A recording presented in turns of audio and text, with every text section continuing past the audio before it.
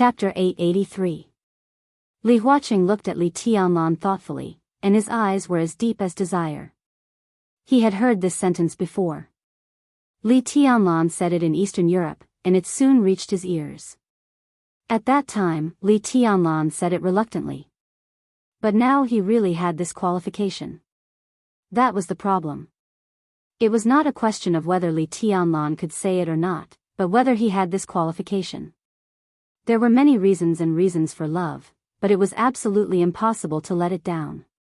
From an individual standpoint, everyone was very patriotic, but the premise of patriotism was that the country everyone loved had never let him down. Countless policies, constantly promoted reforms, and public opinion propaganda were like rays of light, radiating to all parts of the country. Everyone's life was getting better and better, and the country was getting better and better. This virtuous cycle led to the prosperity of Zhongzhou State today.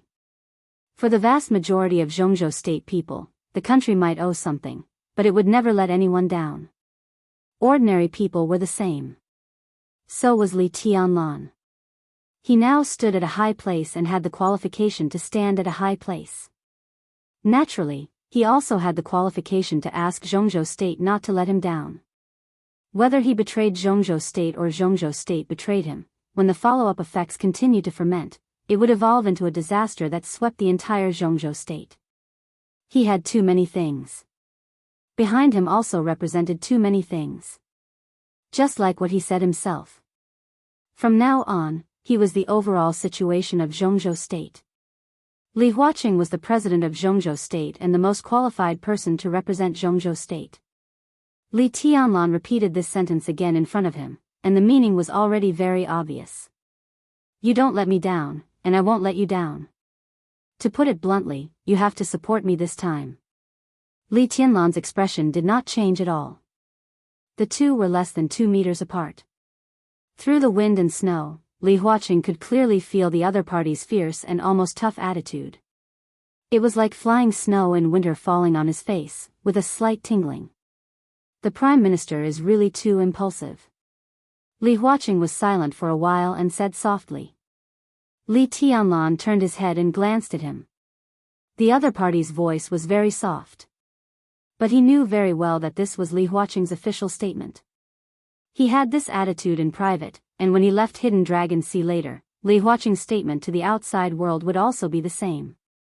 The next turmoil in Zhongzhou State would also start from this sentence. This isn't just impulsive. Li Tianlan said flatly, this is a crime. His so-called impulse directly buried the most elite troops of Emperor Dong's palace in the desert, and tens of thousands of soldiers in the Beijiang military region became souls of the dead. For someone as powerful as him, one decision can easily kill tens of thousands of people. Even if he is the Prime Minister, he can't bear the consequences of this series of consequences. I don't need to pay for his mistakes. What do you want to do? Li Huaqing declined to comment. A debt of blood must be paid with blood. There's nothing much to say. No matter who it is, they must pay the price. Li Tianlan's voice was as cold as ice. Li Huaqing narrowed his eyes and stopped in his tracks, looking at the hidden ocean in front of him. Under the wind and snow, the surface of the Hidden Dragon Sea was calm. I can ask him to apologize to you, of course, in private, but the cabinet will increase its support for Emperor Dong's palace in the future. In addition, the Prime Minister has been too busy recently. His health isn't very good either, so he can go to the south to recuperate. Xinjiang can temporarily take charge of the cabinet's affairs. I believe that Comrade Wu Jingmin can become Xinjiang's right-hand man. Li Tianlan glanced at him. He didn't care about private apologies. No matter how humble Qin Fangqing was, it was meaningless. But to increase the support for Emperor Dong's palace, it had to be done.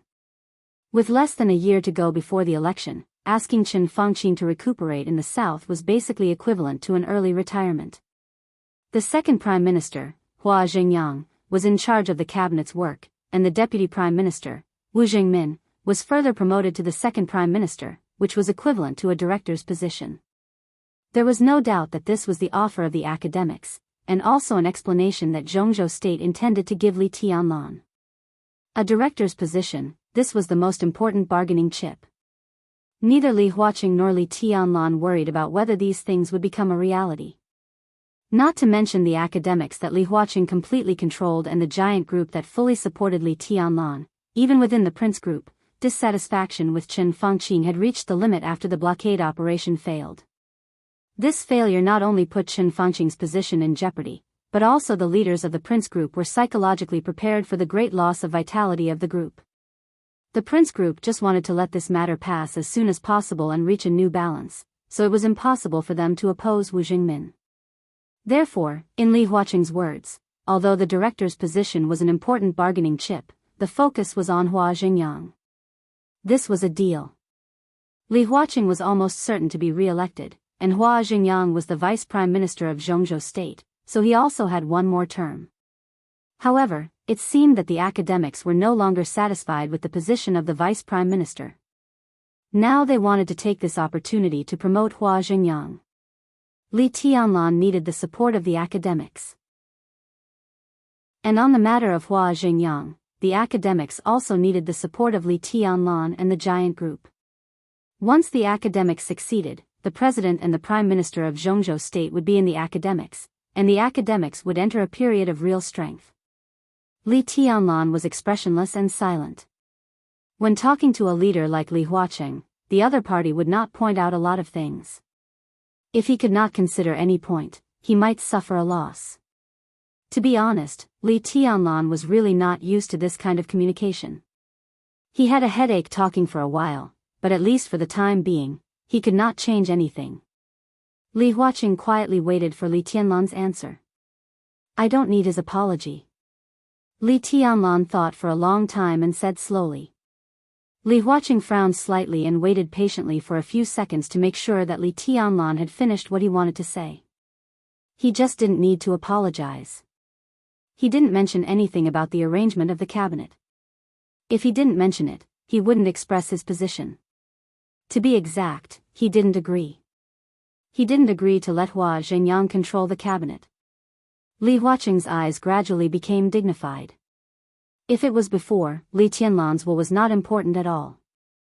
But at this time, if Li Tianlan said no to Hua Jingyang really couldn't do it. The war in the desert was over. Chen Fangqing had been in a desperate situation where there was no retreat. He was bound to fight desperately and use all his means to find some opportunities in the dying struggle. Under such circumstances, Li Tianlan not only had the full support of the giant group behind him, but also the Wang family of Beihai, who wanted to stabilize the situation with the help of Li Tianlan and Emperor Dong's palace, would also agree to Li Tianlan's request. The honeymoon period between the giant group and the southeast group would not change at least before this election. If Li Tianlan said no, then, unless Li Huaqing was willing to join hands with the prince group to set off another game, it really wouldn't work.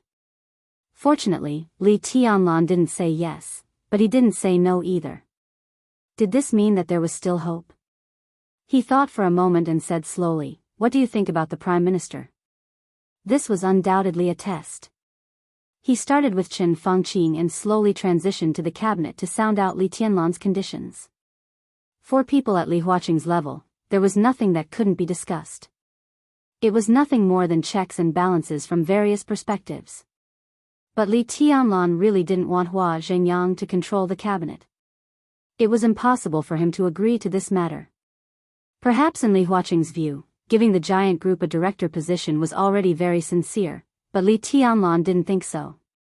In Li Huaqing's mind, Wu Jingmin becoming a director was tantamount to adding a heavyweight position to the giant group. The current giant group belonged to Dongqing Wudi. The future belonged to Li Tianlan. All Dongqing Wudi's actions in the past 2 years showed this. But that wasn't what Li Tianlan wanted. What he wanted was a group of his own. There might be a group of people added from the giant group, but what he wanted was a brand new group that belonged to him, one that could help the giant group but could stand firm in Zhongzhou state on its own. For such a large group, a director position was necessary. In Li Tianlan's mind, the ideal candidate was also Wu Jingmin. Wu Jingmin was the best choice in terms of ability and experience. The only drawback was that he was a little old and could only serve for one more term. Li Tianlan hoped that Wu Jingmin could take this position, and naturally, he also hoped that he could use this term to formally build the structure of the new group. But if Hua Jingyang controlled the cabinet, and Li Huaqing was the president, Wu Jingmin's pressure could be imagined, and he wouldn't even have much room to play. Li Tianlan absolutely didn't want to see this situation. I don't have any ideas. Li Tianlan shook his head slowly. It was not suitable for him to say too much to Li Huaqing today, and Li Huaqing wouldn't say too much to him either. This game that started 2 years ago had gone on until now. Although the situation was clear, the final result had not appeared. In other words, there were still many variables. The termination plan was exposed, and the desert war came to an end. Li Tianlan reappeared in Yuzhou, which was a stage victory. But no one could say that Chen Fangqing was really on the road to death. After all, the decisive battle in Beihai had not yet begun. If Chen Fangqing defeated the Wang family of Beihai in one fell swoop, the situation would undoubtedly become more complicated. But in the current situation, Chen Fangqing didn't have many chances. It was also because of this that Li Huaqing would meet Li Tianlan. What Li Tianlan needed was Li Huaqing's attitude. And Li Huaqing also gave a clear attitude. For Li Tianlan, this was enough. He still had too many things to consider about what the new group would be like. He looked at the flying snow in front of him and said calmly, "He did something I don't want to see, so I will naturally do something he doesn't want to see." "What is it?" Li Huaqing asked subconsciously. Li Tianlan laughed. In the wind and snow, his smiling face was a little cold and ferocious. His termination plan failed. "Do you think my termination plan will succeed?" Chapter 884. Deep Sea City, Nanyue Province. The lights shone in the conference room on the top floor of the skyscraper. The directors of the Haoyue Group shook their heads and sighed as they walked out of the conference room. Some of them even had well-hidden resentment on their faces. The chairman of the Haoyue Group, Chen Li, squinted at the directors who were leaving. His eyes were gloomy and his face was pale. "Chairman Chen." A woman in her 30s with an alluring figure and a mature temperament walked over with a folder in her arms. She wanted to say something but stopped. Chen Li looked at her anxious face, and he suddenly felt a wave of frustration in his heart. He picked up the teacup and took a big gulp of tea. After he thought he was mentally prepared, he nodded and said, "Go ahead. There are some problems with the number 6 plot that was auctioned in Deep Sea City. The approval process can't be completed for now." The woman, who was both Chen Li's personal assistant and mistress, said cautiously, "Don't worry about the approval process. It's his business to start the construction ahead of schedule. I'll find someone to take care of it." Chen Li waved his hand impatiently. "Okay." The assistant nodded and said softly, 3 hours ago, the Malaysian group stopped their cooperation with us at the same time. One of them has already paid the penalty fee." Malaysian, Chen Li's eyebrows twitched. His eyes were cold and gloomy. However, he was indeed under a lot of pressure. He could only shake his head and say, "What else?" "Many of our subsidiaries were seized in the morning. Liaodong's Snow Mountain Heavy Industry, Zhongyuan's Xiongzhou Real Estate, Jiangzhe's Red Flag Entertainment, Tian Fu's Yuanhua Group, and," Chen Li suddenly raised his head and stared into the secretary's eyes. He seemed to be in disbelief and asked, "Where?" Tian Fu's Yuanhua Group." The assistant obviously knew what Chen Li was asking and gave an accurate answer again. Her face was a little pale. Chen Li was silent for a long time. Tian Fu's Yuanhua Group. Tian Fu Province. This was the birthplace of the Haoyue Group. The Prime Minister, Chen Fangqing, had set up the Haoyue Group when he was the deputy governor of Tian Fu. The headquarters of the Haoyue Group was currently located in the Nanyue Province, but they had never given up on the management of Heaven's Sanctum. This was a behemoth with a market value of more than 300 billion Zhongzhou dollars. Among all the private enterprises in Zhongzhou State, Haoyue Group could be said to be one of the strongest hegemons. Its industries were spread across dozens of countries around the world, and it could make its voice heard in every province of Zhongzhou State. Central Plains, Liaodong of course, Chen Li could understand that the subsidiary companies in Zhejiang and other places were in trouble, and he was mentally prepared for it. But Heaven's Sanctum? How could this be?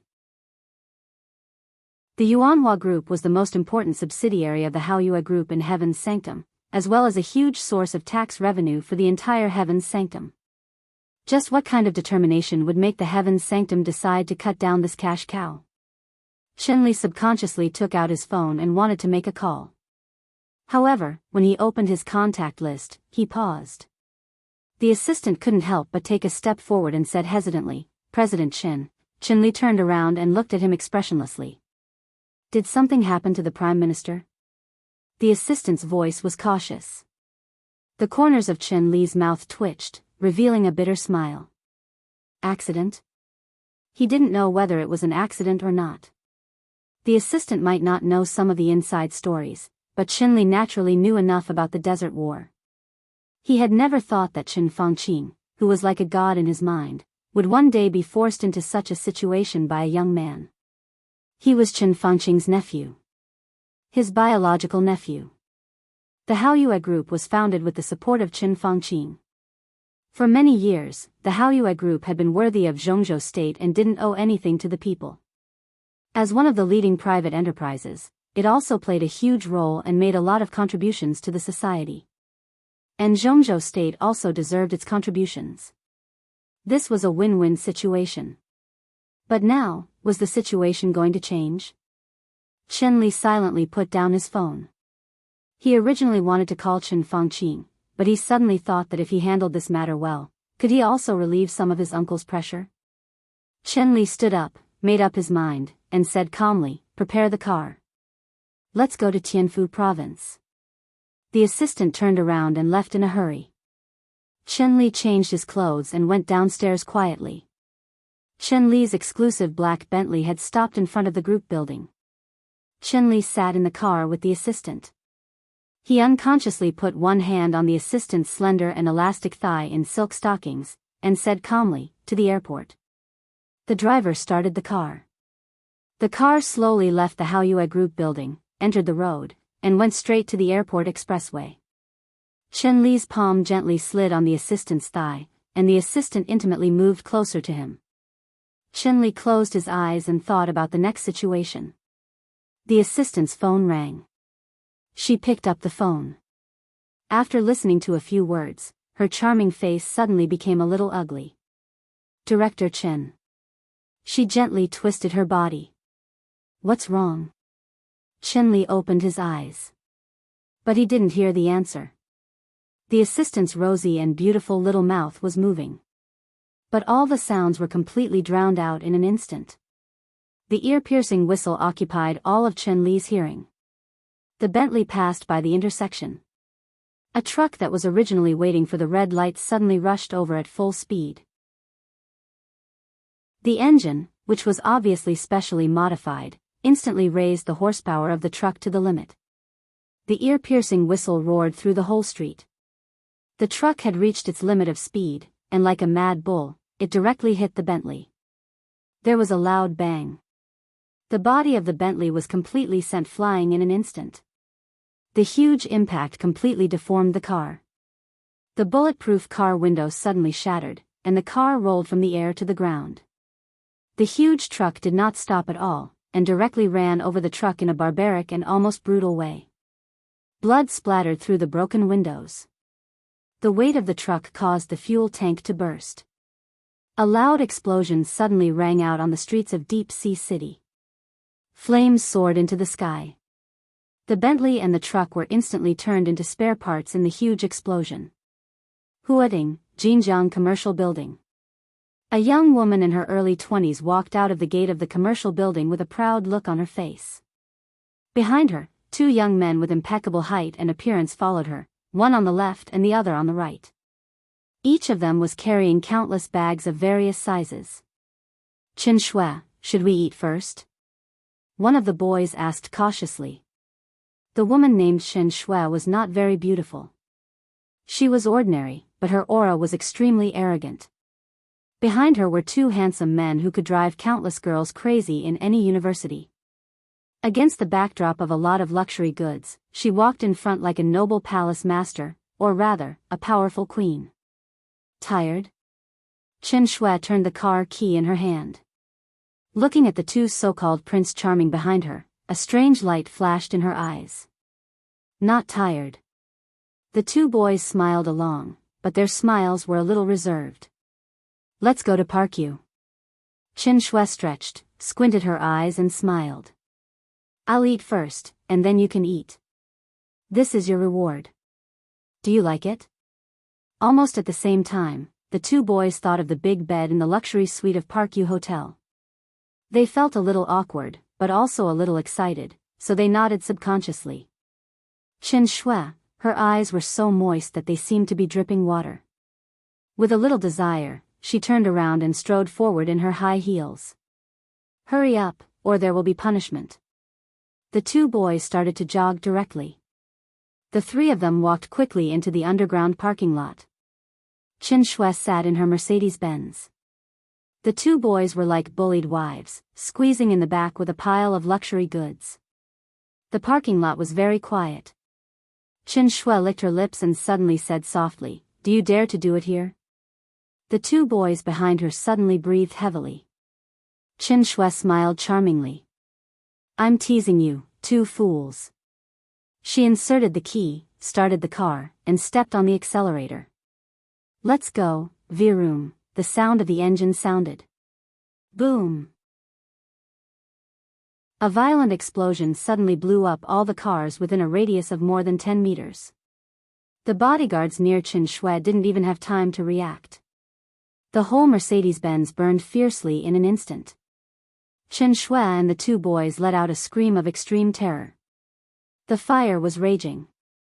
The super high temperature instantly melted the car and the people in it. Yuzhou, Hidden Dragon Sea. Li Huaqing looked at Li Tianlan with a solemn face. What termination plan? He asked slowly. It's the termination plan. Li Tianlan said casually, it's an old trick. It's not new at all. If Chen Fangqin can play, I can play, and the Wang family of Beihai can also play. Let's play together.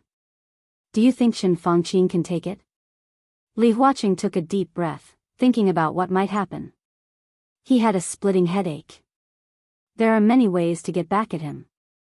There's no need, Li Tianlan interrupted Li Huaqing directly. I like it directly.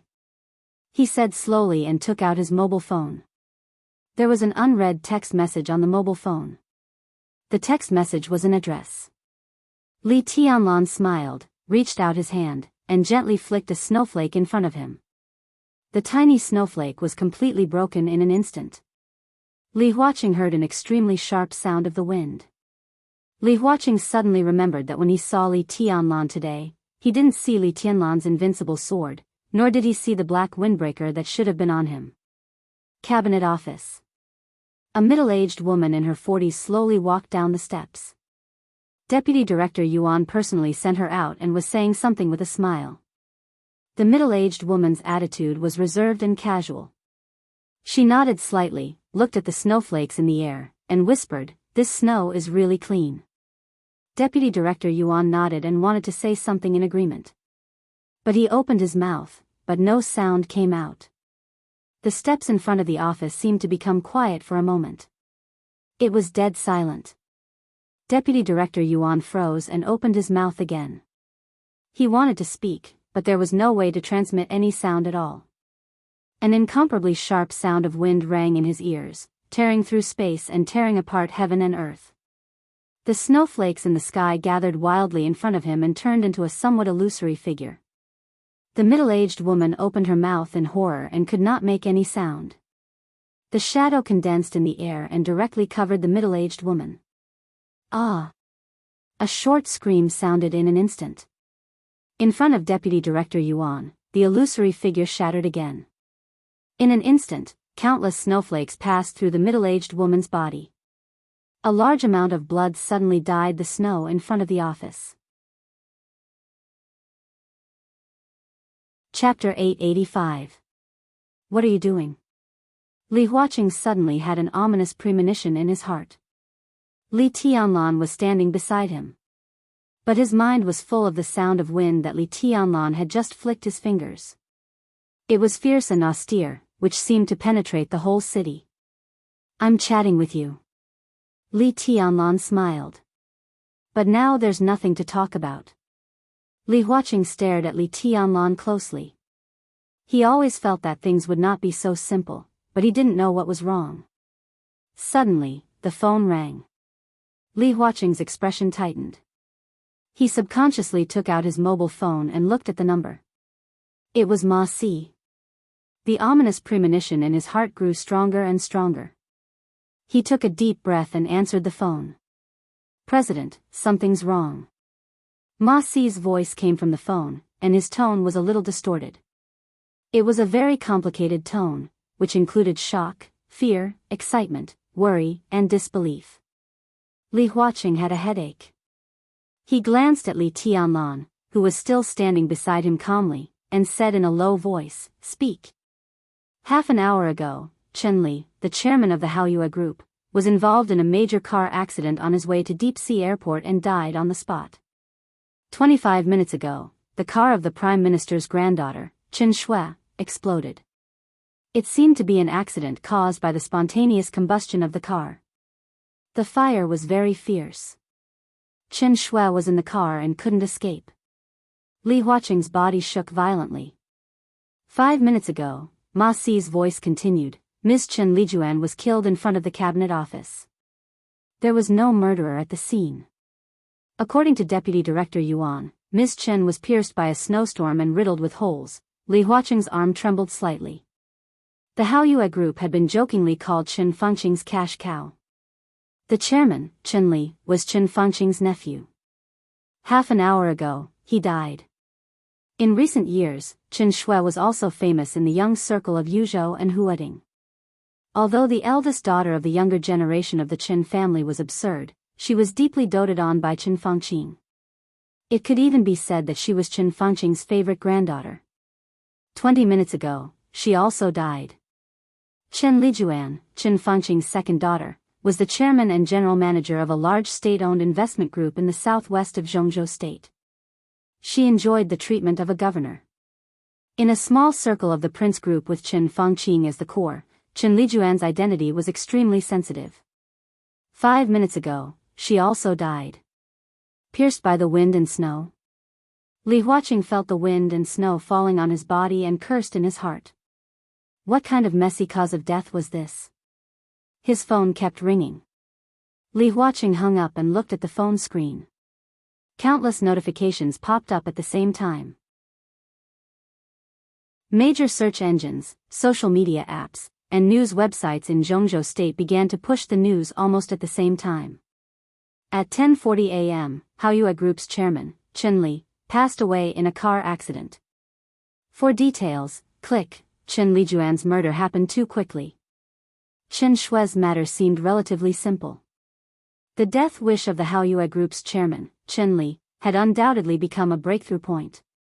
Looking at this message, Li Huaqing felt like he was looking at an extremely dangerous storm that could devour everything. There was no doubt that this was Li Tianlan and Wang Xingxiao's counterattack. Precise, ruthless, and brutal. In a situation where no one was prepared, that storm blew up from the Haoyue Group, bringing with it a touch of ferocity that everyone could feel. Li Huaqing suddenly turned his head and looked at Li Tianlan. Did you do it? Li Tianlan was also looking down at his phone. The giant group and the southeast group joined hands, so the resources they could use were unimaginable.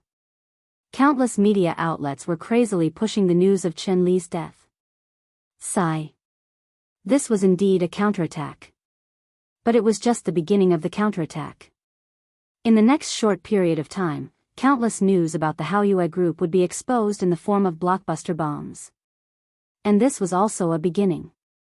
Li Tianlan put his phone back in his pocket, smiled, and said slowly, I'm here. Chen Li died in Shanghai City, thousands of kilometers away. Do you really think I'm an immortal? I'm not talking about Chen Li. Li Huaqing stared at him closely. He could be sure that Chen Li's death was not done by Li Tianlan. That was not Li Tianlan's style. What was Li Tianlan's style? It was blatant. For example, he would destroy the Tang family and slaughter the Qi family. He would not hide it at all. Chen Li's car accident and Chen Shui's death were perfectly arranged. It was the kind of perfection that no one could find any clues at all. This was clearly the style of the Wang family of Beihai, or Wang Xingxiao's style after losing Wang Tianzong. Chen Lijuan's death was completely different. The wind and snow pierced into the body. As long as anyone was not stupid, they could basically guess that it was sword energy. In the Desert War, Li Tianlan had fully demonstrated the ability to kill people from a distance. Everyone would suspect Li Tianlan and even believe that it was done by Li Tianlan. Is it you or not? Li Huaqing growled in a low voice. The smile on Li Tianlan's face faded little by little. He looked at Li Huaqing and said expressionlessly, "If I hadn't investigated Chen Lijuan clearly, I would even think that she was your daughter." Li Huaqing's momentum stagnated. "You're supporting me now." Li Tianlan stared into Li Huaqing's eyes, and his voice was strong and cold. "Is this your way of revenge?" Li Huaqing sneered. "This is just the beginning." Li Tianlan said lightly. "What I said is that I will support you." Li Huaqing was silent for a long time before he spoke in a low voice. Li Tianlan raised his eyebrows. He found this sentence very interesting, and it was also very suitable for his current needs. Li Huaqing would support Li Tianlan. But it did not mean that he supported Li Tianlan now. Was he still leaving some leeway? Waiting for the result of the final battle in Beihai? Was there still hope for Chen Fangqin? Li Tianlan smiled. Then he said calmly, "This is your style. How to support you is something I need to consider. Tianlan, remember your identity. You are from Zhongzhou State and the biggest reliance of Zhongzhou State in the next few decades in the dark world. After all, the Prime Minister is the Prime Minister. His family should be protected. Don't break the rules, otherwise." "Are you threatening me?" Li Tianlan interrupted Li Huaqing's words and laughed strangely. Li Huaqing frowned. "This is not a threat." "The rules, what are the rules?" "Tell me, what?" "Yes. Rules." He took a step forward and approached Li Huaqing. "When the plan termination was launched, who told Chen Fangqin the rules? When the plan was exposed, who told Chen Fangqin the rules? When the blockade was carried out and more than 1,000 soldiers of Emperor Dong's palace died in the desert, where were the rules? So you tell me, damn it." "What?" "Yes. Rules." Li Huaqing did not move. Looking at Li Tianlan's eyes that were almost spitting fire, he did not give in at all. "I also told the Prime Minister this. Don't break the rules." Li Tianlan nodded and took a step back. But obviously, he didn't listen. What a coincidence. Now I don't listen to what the rules are and how others treat me. That's how I treat others. What are the rules? In this matter. Li Tianlan suddenly turned his head. In the wind and snow, Chen Fangqing's figure appeared in the distance. Li Tianlan smiled. He tugged and said in a cold voice, "I am the rules." Li Huaqing took a deep breath and did not speak. He turned his head and also looked at Chen Fangqin, who was rushing from a distance. There was no image. It seemed that because he was in a hurry to go out, Chen Fangqin did not even have time to put on a coat. He was wearing a thin white shirt, and his hair was messy because of the wind and snow. His majestic face was no longer serious, but with unconcealed anger and killing intent. He strode in front of Li Tianlan and did not even look at Li Huaqing. Li Tianlan did not move and looked at him quietly. He looked at the culprit who almost destroyed Emperor Dong's palace. Chen Fangqin reached out and grabbed Li Tianlan's collar. His movement was powerful and manic, and his arms were shaking violently. Chen Fangqin pushed Li Tianlan against a tree. The trees shook. Countless snowflakes fell down. "Did you do it? Tell me, did you do it?" His eyes were red, and he stared at Li Tianlan like a beast that had lost its mind. Li Tianlan narrowed his eyes. Countless snowflakes fell through the treetops, landing on Qin Fengqing's body and his arms. The falling snowflakes were like swords. Blood appeared on Qin Fengqing's palms instantly. Those wounds were so small that no one could see them at all. But the tiny wounds accumulated to a terrifying number in an instant. Tiny drops of blood gushed out of Qin Fengqing's palms. The falling snow pierced into Qin Fengqing's sleeves, arms, chest, and back. In an instant, Qin Fengqing's upper body was covered with blood. Dark red blood stained his white shirt. It was a ghastly sight. Li Huaqing's face changed dramatically, and he said angrily, "Li Tianlan, do you know what you're doing?" The snow was still falling. There were more and more bloodstains on Qin Fengqing's body. Li Huaqing's eyes became completely cold. If the Southeast Group and the Prince Group severely damaged Qin Fengqing's allies in the final battle of Beihai, he did not mind supporting Li Tianlan and re-establishing a balance. But the premise was that Li Tianlan was rational enough. But now Li Tianlan was obviously crazy. Qin Fengqing's nephew, daughter, and granddaughter were all dead. But now Li Tianlan dared to attack Qin Fengqing directly. This kind of reckless madness would inevitably lead to severe punishment by Zhongzhou state regardless of the consequences.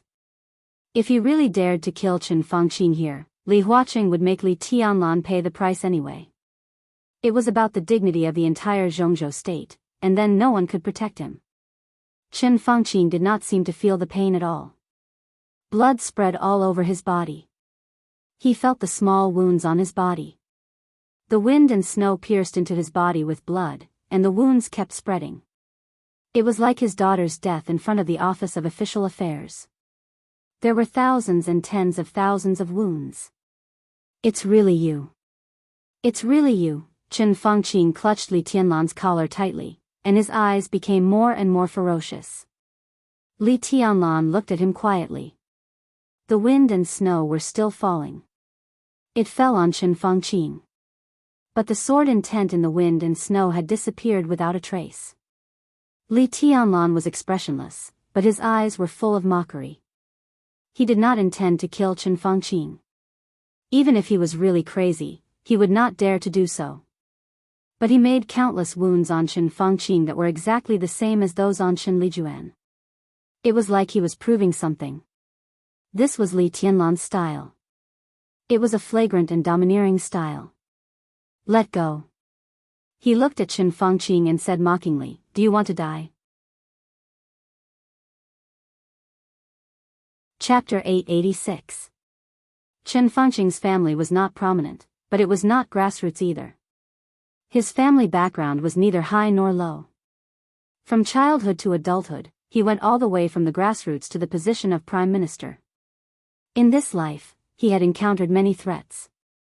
But no one had ever asked him if he wanted to die. Li Tianlan's eyes were cold and indifferent. That touch of mockery flashed in his pupils, and then it turned into a faint but extremely real killing intent. Qin Fengqing trembled all over, and it could even be said that he was trembling all over. It was not fear. It was extreme anger. His eyes were red, and he said word by word, "Do you dare to kill me?" He grabbed Li Tianlan's collar tightly and sneered, "Come on, kill me. I want to die now. Come and kill me. You don't have to be in such a hurry to die." Li Tianlan said seriously. The snow and the air swirled wildly. The whistling wind surrounded Li Tianlan with snowflakes. Qin Fengqing's body was directly blown away by the wind and snow, and he staggered back a few meters.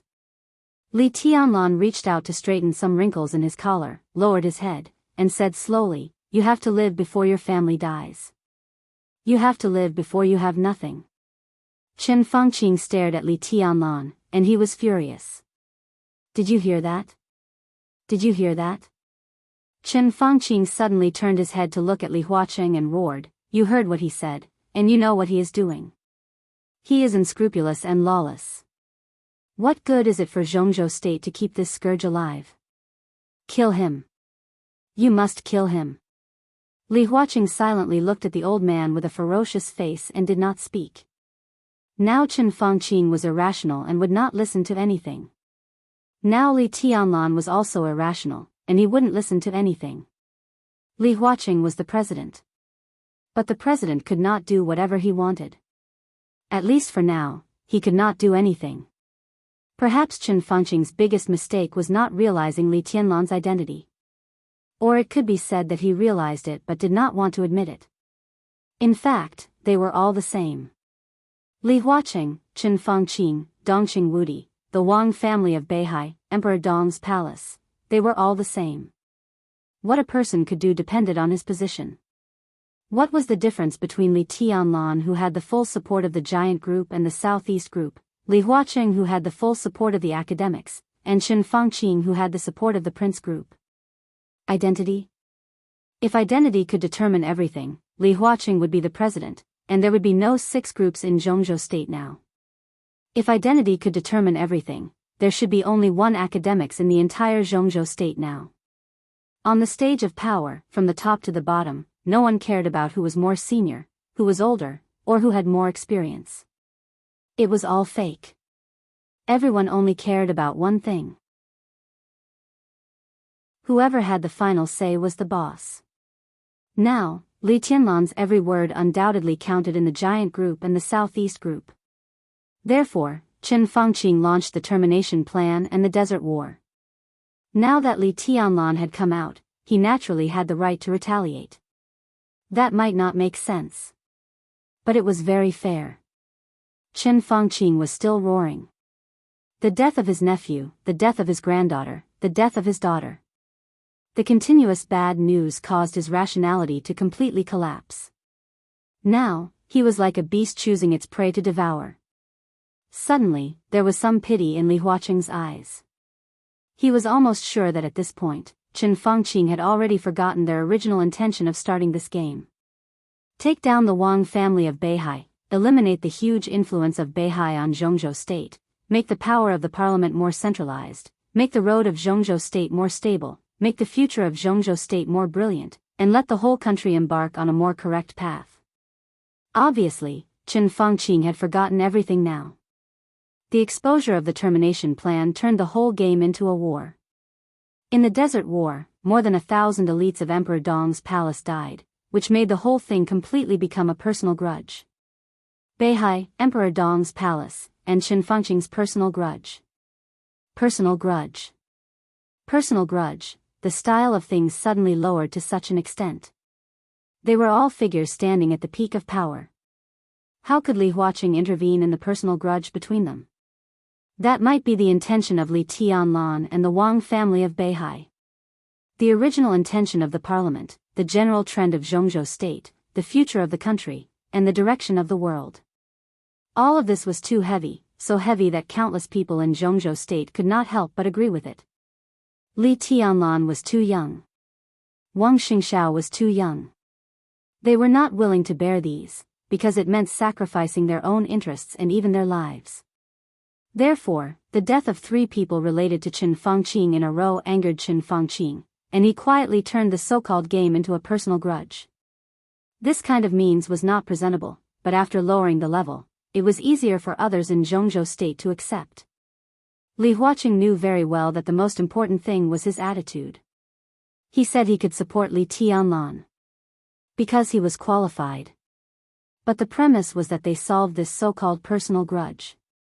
Li Huaqing looked at Chen Fangqing silently and said nothing. Chen Fangqing finally understood something. He looked at Li Huaqing and then at Li Tianlan, and sneered. So, you choose to support him, right? He looked at Li Huaqing and asked. I'm only responsible for Zhongzhou state. Li Huaqing's voice was slow but firm. I won't intervene in your personal grudges. Li Tianlan twitched the corner of his mouth and said nothing. This was the fairest way. Li Huaqing did not intervene in the Desert War, nor would he intervene in Li Tianlan's subsequent revenge. From another perspective, this was equivalent to acquiescence. After all, Li Huaqing was the president. He represented Zhongzhou state and would not intervene in this so-called personal grudge. That was to say, what Li Tianlan and the Wang family of Beihai did not break the rules of Zhongzhou state. Chen Fengqing's body stiffened and he was silent for a long time. He was not angry at Li Huaqing's choice. All this was destined from the moment he decided to launch the desert war, so he had enough psychological preparation. I see. Chen Fengqing took a deep look at Li Huaqing, and his tone was a little cold. Next, it's a matter between us. He stared into Li Tianlan's eyes and said, our business has just begun. I'm still young, and I have plenty of time to play with you. Li Tianlan's tone was a little gloomy. Chen Fengqing nodded and seemed to calm down. Everything I did was for Zhongzhou state. I owe you for the termination plan, but mainly for the Wang family of Beihai. If Emperor Dong's palace didn't move, everything in the desert would not have happened. He said slowly and closed his eyes. Wang Yuetong is my woman. Li Tianlan said blandly, you should be glad that you didn't find her. She's just a woman. Chen Fengqing was a little angry. Everything I did was for Zhongzhou state. What's the big deal about sacrificing a woman? It's nothing. Li Tianlan said casually, everything I did was for Zhongzhou state. What's the big deal about killing your whole family? As he spoke, he chuckled softly. The woman you sacrificed is my woman. If you're really as noble as you say, why don't you sacrifice your wife? Sacrifice your daughter? Sacrifice your mother? Li Tianlan took a deep breath and said calmly, I'll go to them, one by one. The Qin family in the southwest, as long as they have a little relationship with you, none of them will survive.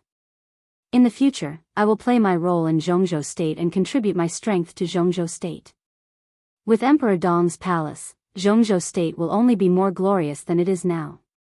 So, for Zhongzhou state, please kill your whole family. You. Chen Fengqing pointed at Li Tianlan, his arm trembling violently. It's good that we've made it clear. From the perspective of your so-called big picture, you have your reasons, and I have mine. If you don't want to hear enough, I can make up 100 reasons to let you die. But even if I make up 10,000 reasons, are you willing to die? So, none of these matters, is it? His voice was cold and calm. Chen Fengqing took a deep breath and pointed at Li Tianlan, unable to speak. Li Tianlan slowly turned around and looked at the hidden sea under the flying snow. He said quietly, the important thing is that now, you're my enemy, and I won't stop until you die. The bodies of Li Huaqing and Chen Fengqing shook violently and obviously at the same time. After Wang Tianzong's silence for 2 years, they finally heard the self-name that they disliked very much again. Li Tianlan. Li Tianlan in his 20s. Where did his confidence come from? Go back. Just wait for me to kill you. Li Tianlan said softly. Puff. The corner of Chen Fengqing's mouth moved. He seemed to want to say something, but as soon as he opened his mouth, a mouthful of blood suddenly spurted out of his mouth. Fresh blood fell on the snow-covered ground. It was a ghastly sight. Chen Fengqing, whose upper body was full of fine wounds, shook and looked at Li Tianlan unwillingly. His body slowly fell down. Li Tianlan frowned but did not move. Li Huaqing held Chen Fengqing's body. Prime Minister, calm down, relax, don't get excited. Chen Fengqing's eyelids twitched and slowly closed. Li Huaqing had no time to say anything to Li Tianlan and waved to someone not far away. Ma Si, who had been following behind, trotted over, carried Chen Fengqing on her back, and rushed to Chen Fengqing's residence. Li Huaqing took out his mobile phone and began to make a call. He nodded to Li Tianlan and followed. Li Tianlan stood where he was and looked at Chen Fengqing's limp body with no expression. Li Tianlan could feel the rise and fall of his heartbeat. Chen Fengqing did not die. He was not in a coma. He pretended to be in a coma. There were many effects of pretending to be in a coma. Not to mention what the outside world would think of Li Tianlan after the matter here was spread out. At least some of the descending voices in the prince group that had begun to appear recently would stop temporarily. United against a common enemy? Li Tianlan sneered and muttered to himself, "It's a little interesting." Outside Chen Fengqing's office, the guards rushed to Chen Fengqing the moment they saw Ma Si. Li Huacheng and Chen Fengqing's private doctors rushed over in a hurry.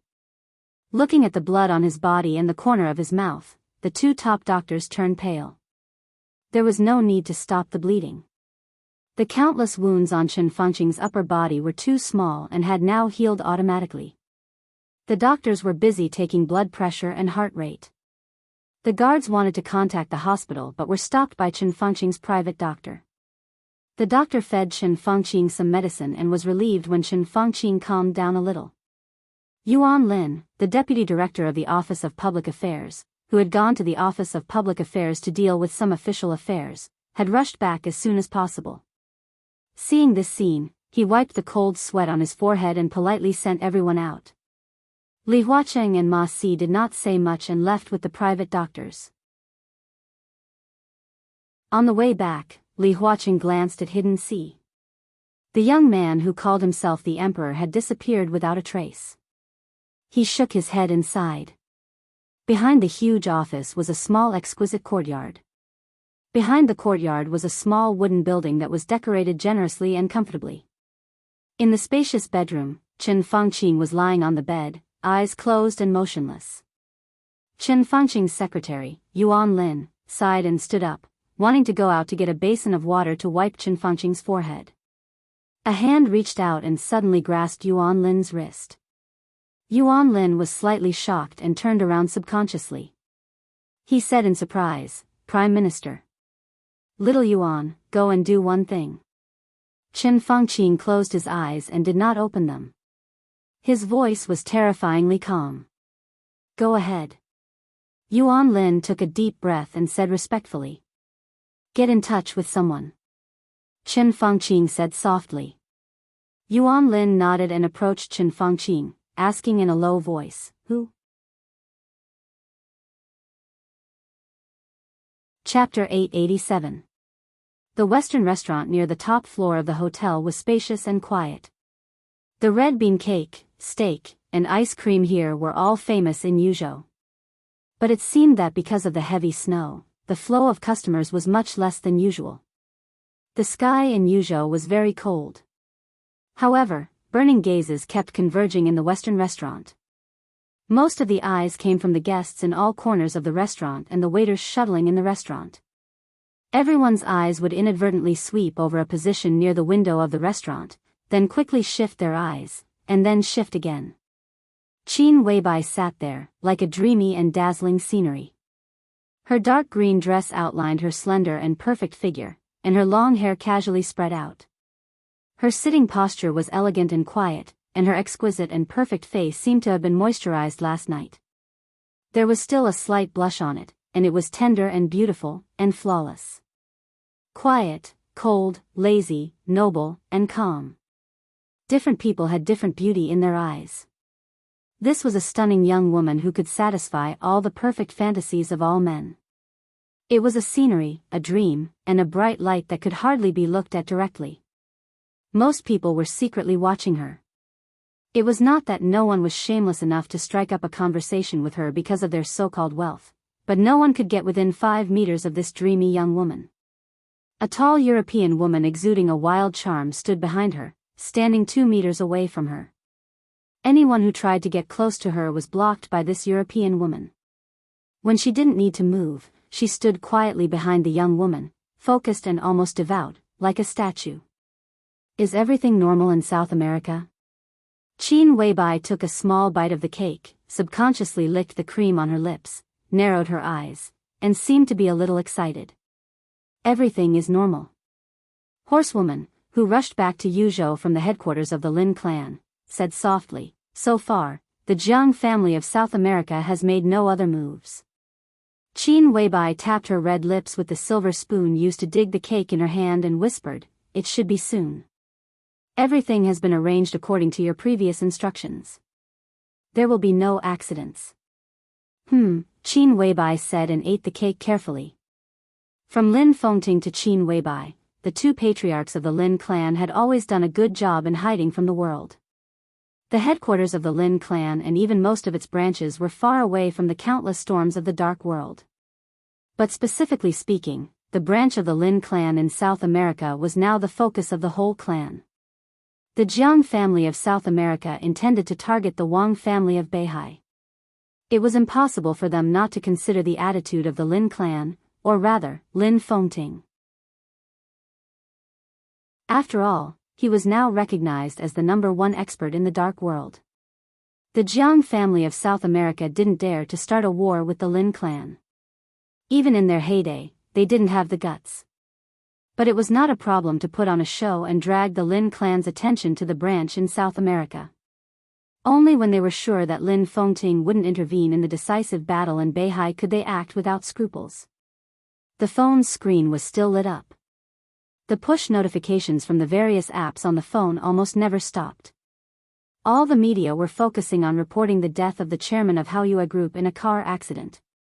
This was not the same as the previous push. It was the second wave. A large number of people had already begun to analyze the cause of death of the chairman of Haoyue Group. Qin Weibai casually flipped through her phone, her crystal-clear eyes calm and indifferent. The heat was on in the dining room. However, the temperature dropped a little without a change in expression. Wisps of faintly discernible sharp sword intent surrounded the entire restaurant. 2 middle-aged men came in. Qin Weibai glanced at them. "Boss." Saint and military counselor spoke at the same time. Without black cloaks or hiding their whereabouts, both of them were dressed in casual clothes. Under the gaze of countless people in Yuzhou, they came to Qin Weibai. Military counselor's smile was easygoing and vague. He stood with the saint. His own force field and Saint's sword intent merged with each other and enveloped his body. No one could see military counselor's appearance clearly. "Sit down."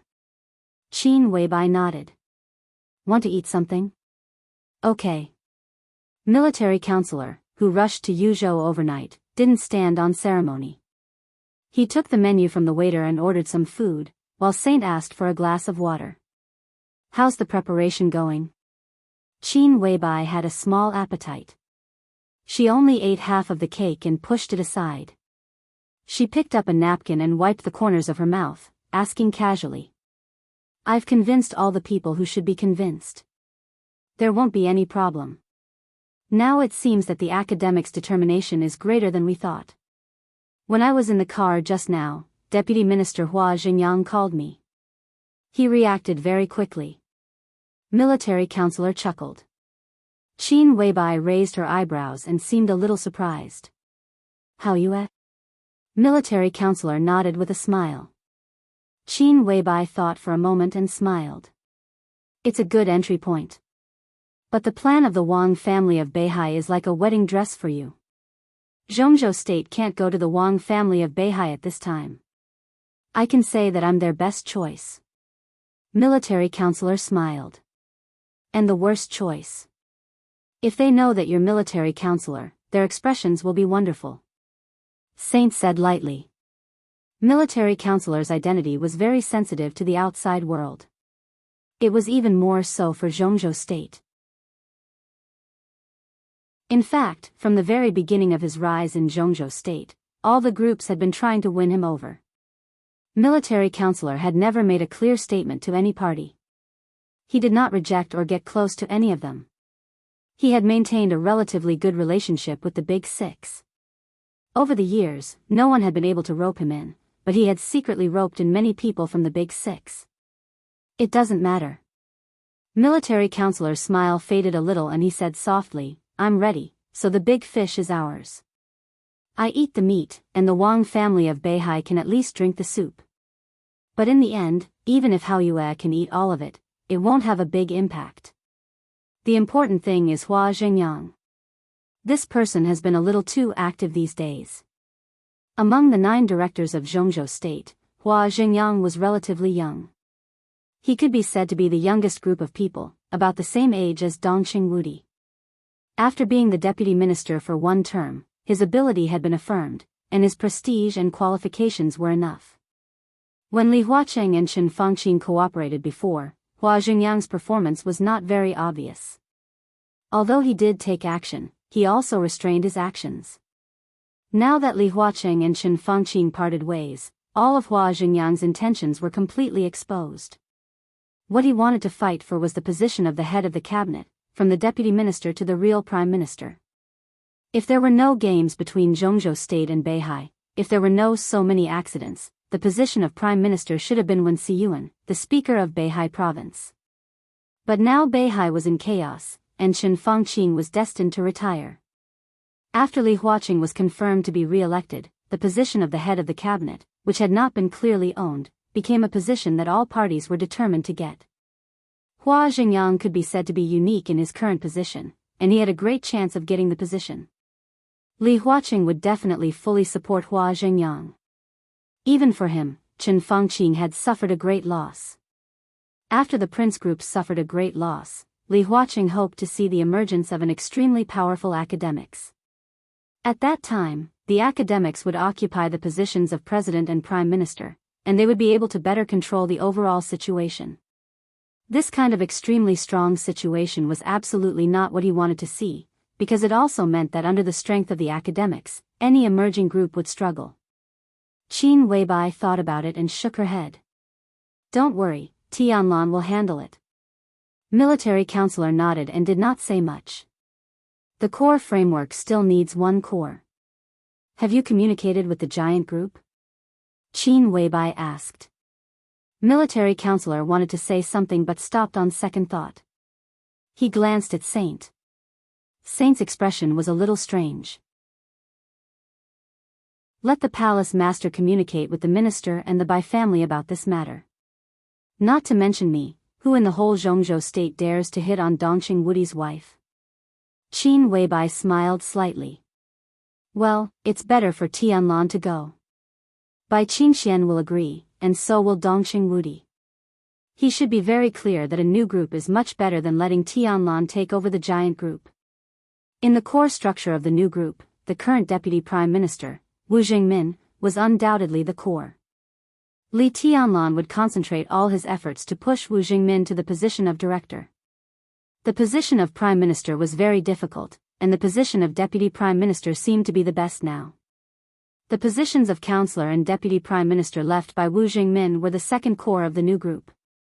At present, there were limited candidates for this position. There were even fewer candidates who could be trusted, had enough ability, and could continue to maintain close ties with the giant group. The best candidate was undoubtedly Bai Qingxian. Regardless of qualifications or ability, she was qualified to be a counselor. The third core was Zhou Yuanshan, the speaker of Jiangxia. Wu Jingmin, Bai Qingxian, Zhou Yuanshan. These three people were enough to plan the future of the new group for at least 20 years. The peak period of the new group would also be when Zhou Yuanshan reached the top 20 years later. The Dongqing clan had unconditionally supported Li Tianlan. With the addition of Bai Qingxian and Zhou Yuanshan, the core personnel of the three pillars of the giant group would enter the new group.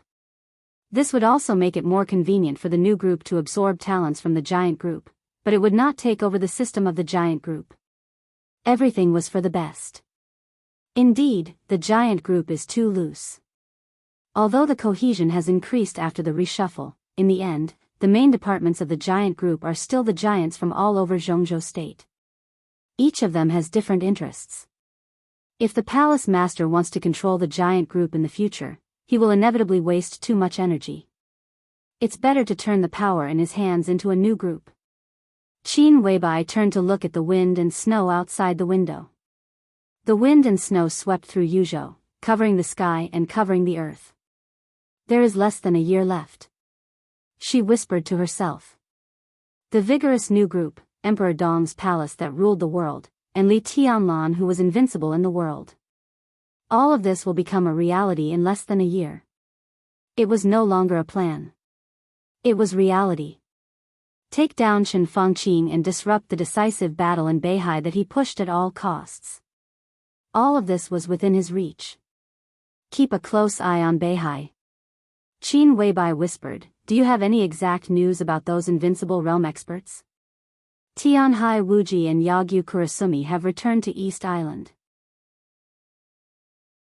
Military counselor said calmly, the dark forces of East Island have been very active recently. They seem to have put a lot of effort into it. Wang Xiaoyao has also returned to Eastern Europe. He should be keeping an eye on Sai City at the border of Snow Country. Situ Tsanyue is stalled. All signs show that there must be a core behind the Jiang family of South America, East Island, Wang Xiaoyao, and the Vatican. In this alliance, there must be someone playing a position similar to the leader. But we have no clue who this person is. If this person really exists, he may cause us big trouble. It's nothing more than another version of Samsara Palace. Qin Weibai whispered, it's just that he is more tolerant than the palace master. And his purpose is more complicated. Boss, do you know who he is? Saint raised his eyebrows. Qin Weibai hesitated and whispered, I have a guess, but I'm not sure. A sharp look flashed in Saint's eyes. Since you have a guess, why don't alert him. You're definitely not his match now. His state is very special. It's probably equivalent to another state of Tianlan. Qin Weibai shook her head. If so, let His Highness do it in person, military counselor said half a sentence. He paused subconsciously. Qin Weibai looked at him quietly and didn't speak. She wasn't sure who the person hiding in the dark was, but she had some guesses. Similarly, the person hiding in the dark was not sure who Qin Weibai was now, but he would also have some guesses. If Qin Weibai's guess was wrong, it would be a mistake. But if she was right, what would happen? Qin Weibai frowned and whispered, it's a little troublesome. Military counselor was silent for a while and quietly changed the topic. Jiang Guochu and Morade's current whereabouts are unknown, but there are no invincible realm killers. There are signs that he seems to have entered Zhongzhou state. Qin Weibai's eyes suddenly froze. Are you sure? She asked softly. I'm not very sure.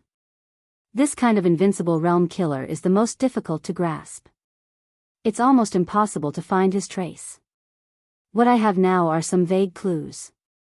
I'm not even sure if he is in Zhongzhou state. Military counselor said with a bitter smile. Qin Weibai murmured thoughtfully, if he is really in Zhongzhou state, what's his purpose? Who does he want to kill? To kill you. Saint said calmly, that's the most likely reason. There's another person. At present, he's even more important than me. Qin Weibai said quietly. Who? Wang Yuetong. Military counselor and Saint looked at each other. Wang Yuetong. Chen Fangqing's termination plan, didn't he give up his evil intentions? They can't find Wang Yuetong. Military counselor said slowly. Maybe it's because of this that you can't find the Jew. Qin Weibai looked at military counselor meaningfully and said word by word, find the Jew and use the method you think is the best. Military counselor smiled bitterly. He knew what Qin Weibai was hinting at. He sighed and shook his head, looking down at the steak that the waiter had just served. The medium-well steak was his favorite, but under Qin Weibai's gaze, the steak in front of him suddenly didn't taste good. The phone rang. Horsewoman standing behind Qin Weibai picked up the phone, handed it to Qin Weibai, and said softly, it's His Highness. Qin Weibai's eyes softened.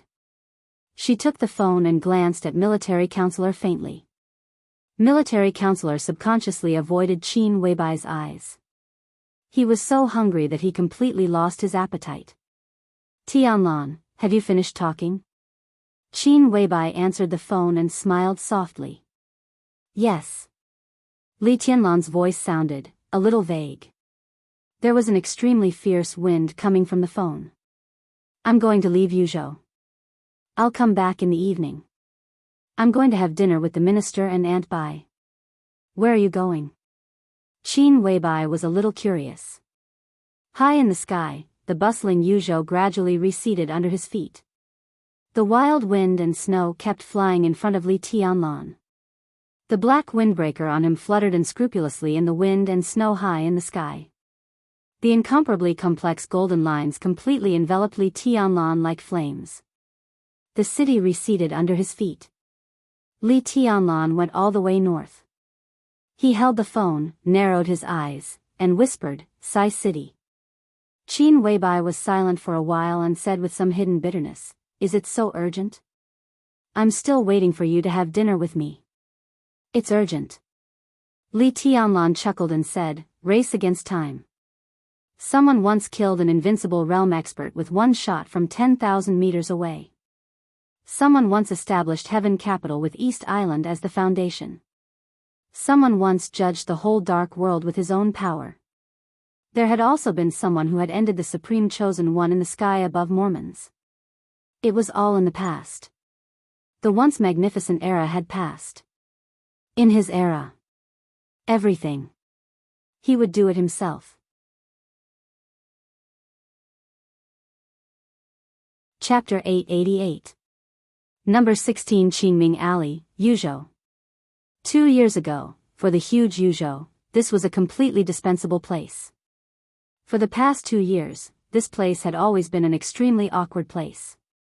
Today, 2 years later, this place had almost been completely forgotten by people.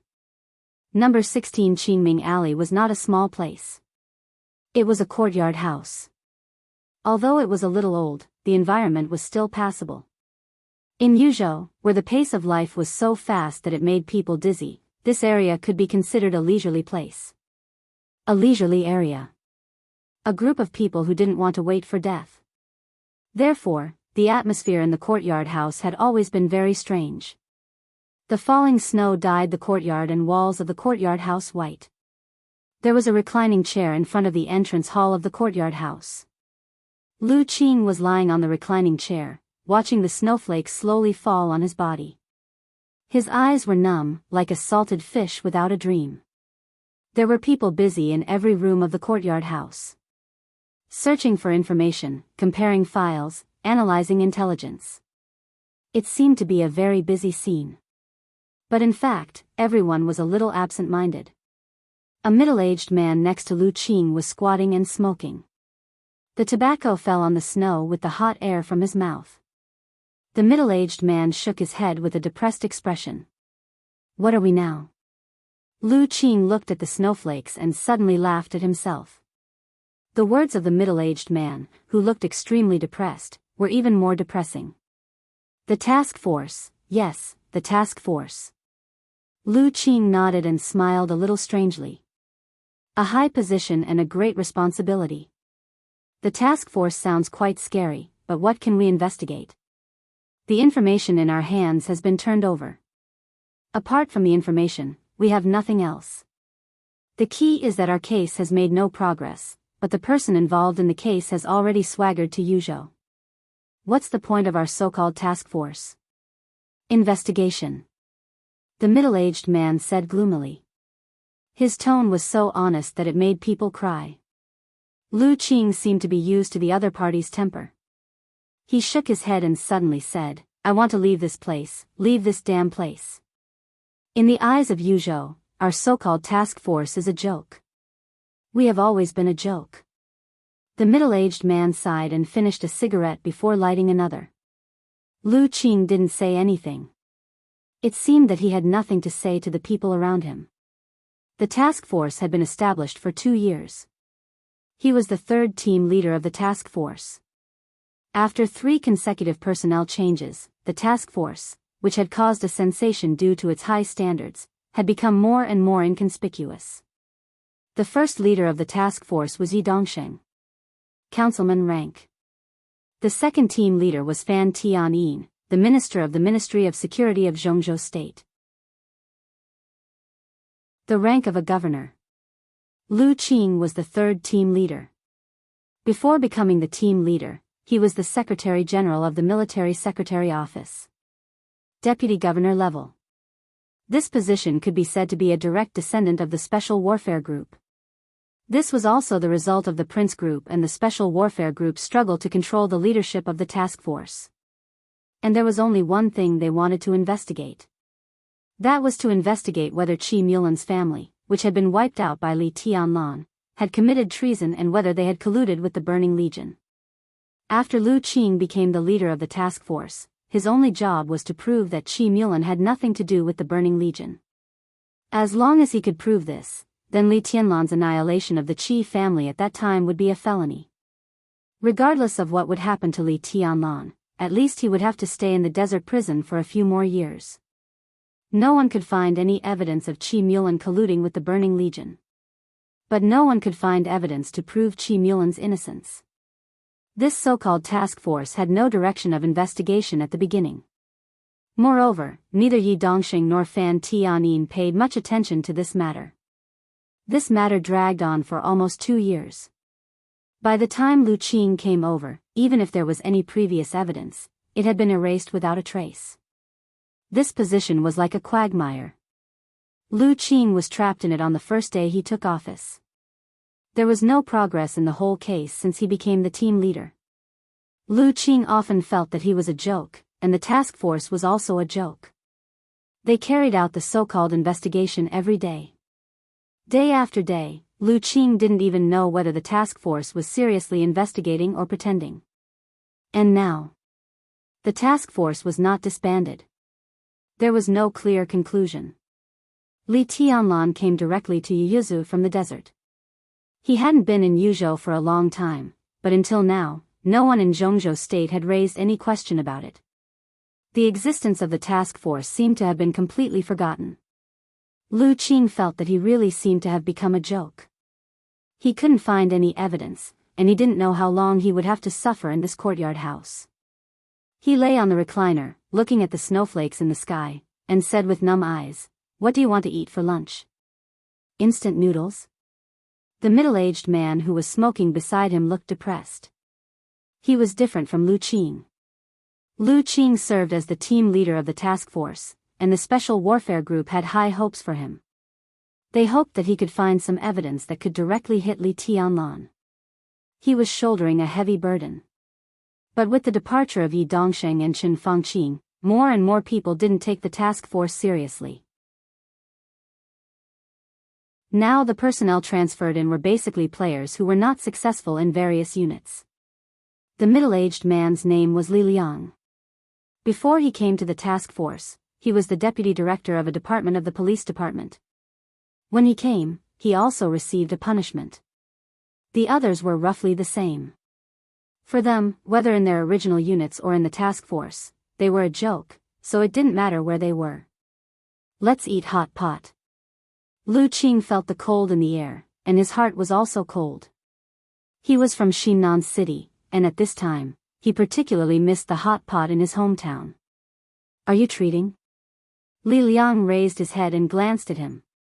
"Do you want to drink at noon?" Lu Qing looked a little annoyed.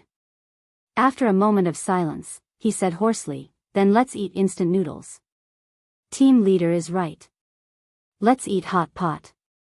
My treat. A hearty laugh suddenly rang out. A strong and burly figure walked in the door, and his voice was loud.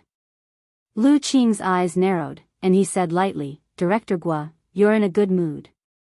Gua Yu, the director of the intelligence department of the General Staff Department and the first deputy team leader of the task force. Under the situation that the General Staff Department was managed by Yi Dongxing, Gua Yu could be said to be Yi Dongxing's direct confidant. He was not pushed to be the deputy team leader of the task force, but he was here in name only and rarely appeared on weekdays. In other words, he still worked in the General Staff Department. The deputy team leader was a part-time job. And Lu Qing, no part-time job. "Yes, I'm in a good mood." Gua Yu glanced at Lu Qing with a smile. Looking at his salted fish expression, Gua Yu's eyes were a little pitiful. He held the file in his hand and glanced at Lu Qing sympathetically. This team leader still didn't know what the file in his hand meant. "Don't rush to eat, team leader. I have something important to report to you." Gua Yu stopped smiling and said with a serious face. Lu Qing was stunned, and then subconsciously sat up straight. "There's progress in the case?" "Yes." Gua Yu nodded. "The General Staff Department received some news that there's a major breakthrough in the case." He handed the file in his hand to Lu Qing and looked at him with more and more pity in his eyes. Lu Qing's hands and feet were cold, and his hand holding the file trembled a little. He didn't know what the so-called major breakthrough was. But the breakthrough in the General Staff Department made Guiyu so happy. There was no doubt that this clue was beneficial to the Wang family of Beihai, or to Li Tianlan. And the person behind him absolutely didn't want to see this result. Lu Qing took the file and didn't dare to open it for a while. Lu Qing looked at him silently. He looked at his slightly trembling hand holding the file. Lu Qing lowered his head and opened the file little by little. Until this moment, he didn't know that maybe his hands would completely change the current situation of Zhongzhou State. The file was opened little by little. A confession that was obviously just recorded appeared in front of Lu Qing. The content of the confession was very long. There were a few pages of densely written paper. In addition to the confession, there were a few photos. And a small recording device. Lu Qing kept taking deep breaths and flipping through the confession in front of him. The photos were mixed in the paper and appeared in front of him when he flipped through the confession. There was a middle-aged man in the photo. In front of the middle-aged man sat a dignified old man. Lu Qing's heart suddenly jumped. The huge pressure made him a little suffocated for a while. He stared at the photo in front of him and seemed to be a little unbelievable. He trembled and said, "Who is this?" Guiyu knew what he was asking. There were two people in the photo. One of them didn't need to be asked, but the other needed to be explained. He smiled and said in a firm voice, "This person's code name is Black Eagle, a senior staff officer of the Burning Legion, a confidant of Legion Commander Ramelan, and one of the core military counselors of the Burning Legion." The confession is very clear that he was originally from Zhongzhou State, so after the Burning Legion took root in Tiannan, he was responsible for all the operations of the Burning Legion in Zhongzhou State. Guiyu's voice was like thunder, rumbling in Lu Qing's ears. In other words, he is the main person in charge of everything of the Burning Legion in Zhongzhou State. Crack. The wooden deck chair suddenly broke. Lu Qing suddenly stood up and stared at Guiyu. His expression was a little frightened, but more incredulous. You, he kept taking deep breaths and finally roared, "How dare you?" "It's the truth." Guiyu looked at him and said calmly, "The evidence is in your hands." The photo slipped down with Lu Qing's trembling hand and fell on the snow. Li Liang, who was squatting and smoking, glanced at it and subconsciously broke the cigarette between his fingers. Lu Qing took a deep breath and couldn't speak for a while. The task force that had been set up for 2 years had investigated many times, but he never dreamed that there would be such a so-called evidence. To prove that Qi Mulan committed treason? Lu Qing laughed, laughing with incomparable fear. He found that his thinking was still too simple. In the photo, the person facing Black Eagle was not Qi Mulan at all. It was the top leader behind the scenes of the Special Warfare Group. Qi Beizong, the former director of Zhongzhou State and the executive minister of the army headquarters. If the so-called evidence was spread, it would be a fierce storm that could sweep the whole Zhongzhou State. "You," Lu Qing's voice was hoarse. "What the hell do you want to do?" Guiyu bent down to pick up the photo and said lightly, "I'm just doing my duty as a member of the task force."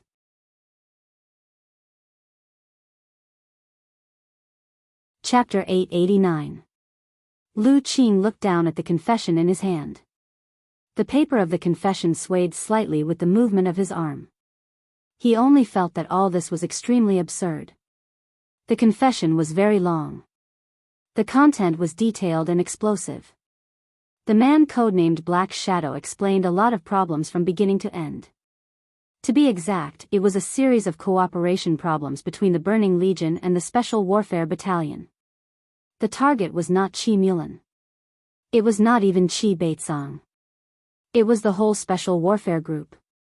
In the confession, Black Shadow said that the Burning Legion was Ramiro, the commander of the Burning Legion whom Qi Mulan met when he visited Africa. Then the cooperation between the two sides continued to deepen.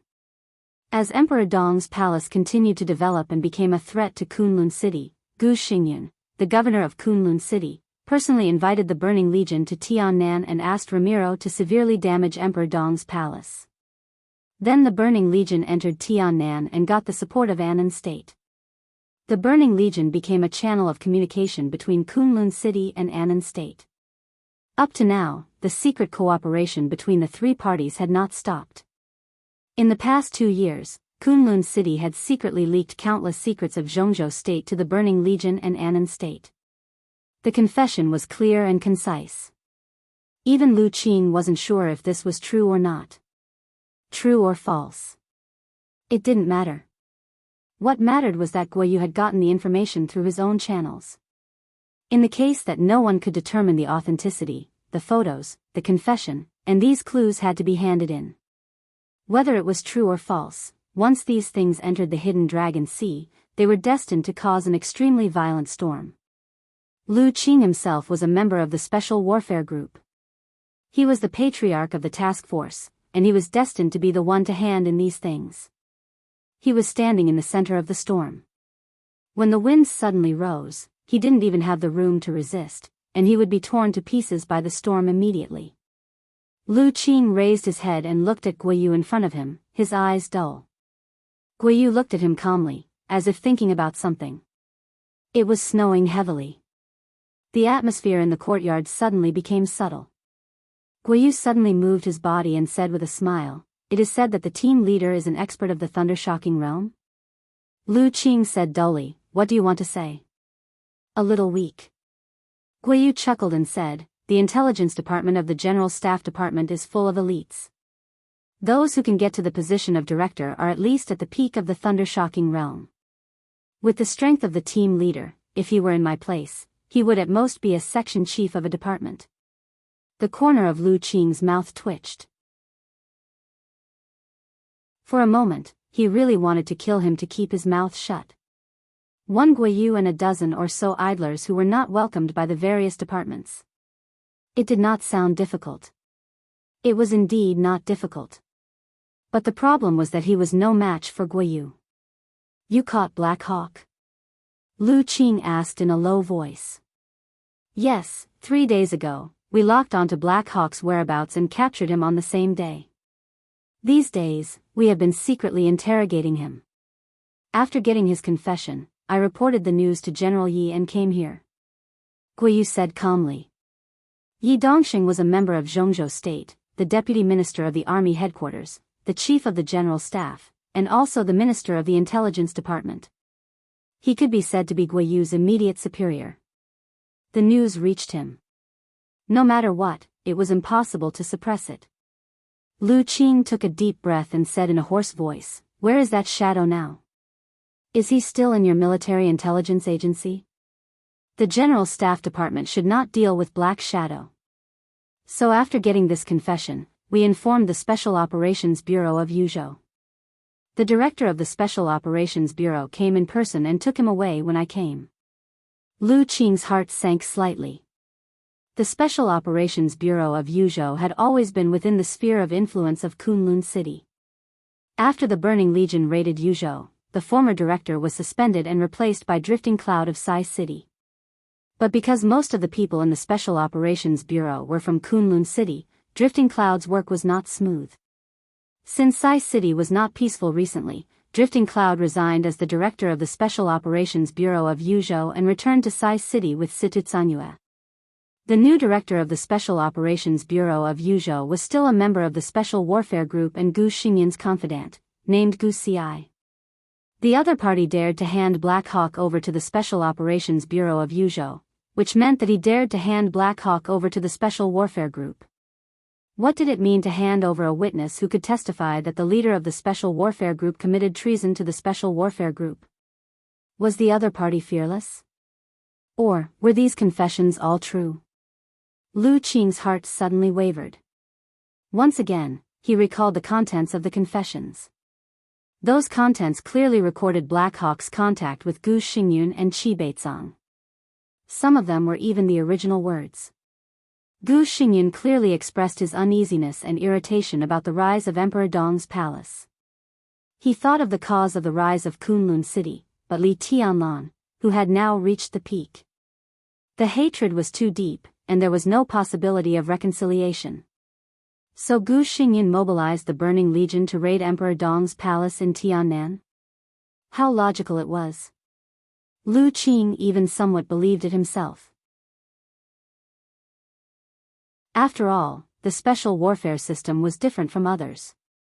There were too many dark sides and unseen places in it. The vague rules meant that there were too many means that could be used. And Gu Xingyun was not that kind of person. A man who was waiting for death would do something and could do something when he saw Li Tianlan and the Li family rise from the ashes. Perhaps no one in Zhongzhou state would not believe this. Lu Qing was suddenly shocked and shook his head subconsciously. He actually began to doubt Gu Xingyun in his heart. Doubting his own leader? He took a deep breath, held the document, looked at Guiyu, and was in a dilemma. Leader, maybe I should remind you. Guiyu said faintly, General Yi also has a copy of this information at this time, but this is the work of our task force. I think we should take some initiative. Lu Qing's mouth was full of bitterness. The so-called initiative was nothing more than to hand in the information before Yi Dongxing handed it over to the parliament. As a capable general of the Special Warfare Group, he had to hand in the evidence of the group's treason. This feeling was almost the same as the feeling of forcibly destroying oneself in a situation where one was unwilling to do so. But the information was already in his hands, and it was absolutely impossible not to hand it over. The only choice he could make was who to hand over the information first. Lu Qing took a deep breath, clenched the information in his hand, and said in a deep voice, I see. Guiyu grunted and looked at him, motionless. Lu Qing was a little angry, subconsciously raised his voice, and snorted coldly, prepare the car, go to the Hidden Dragon Sea. The car soon stopped at the gate of the courtyard.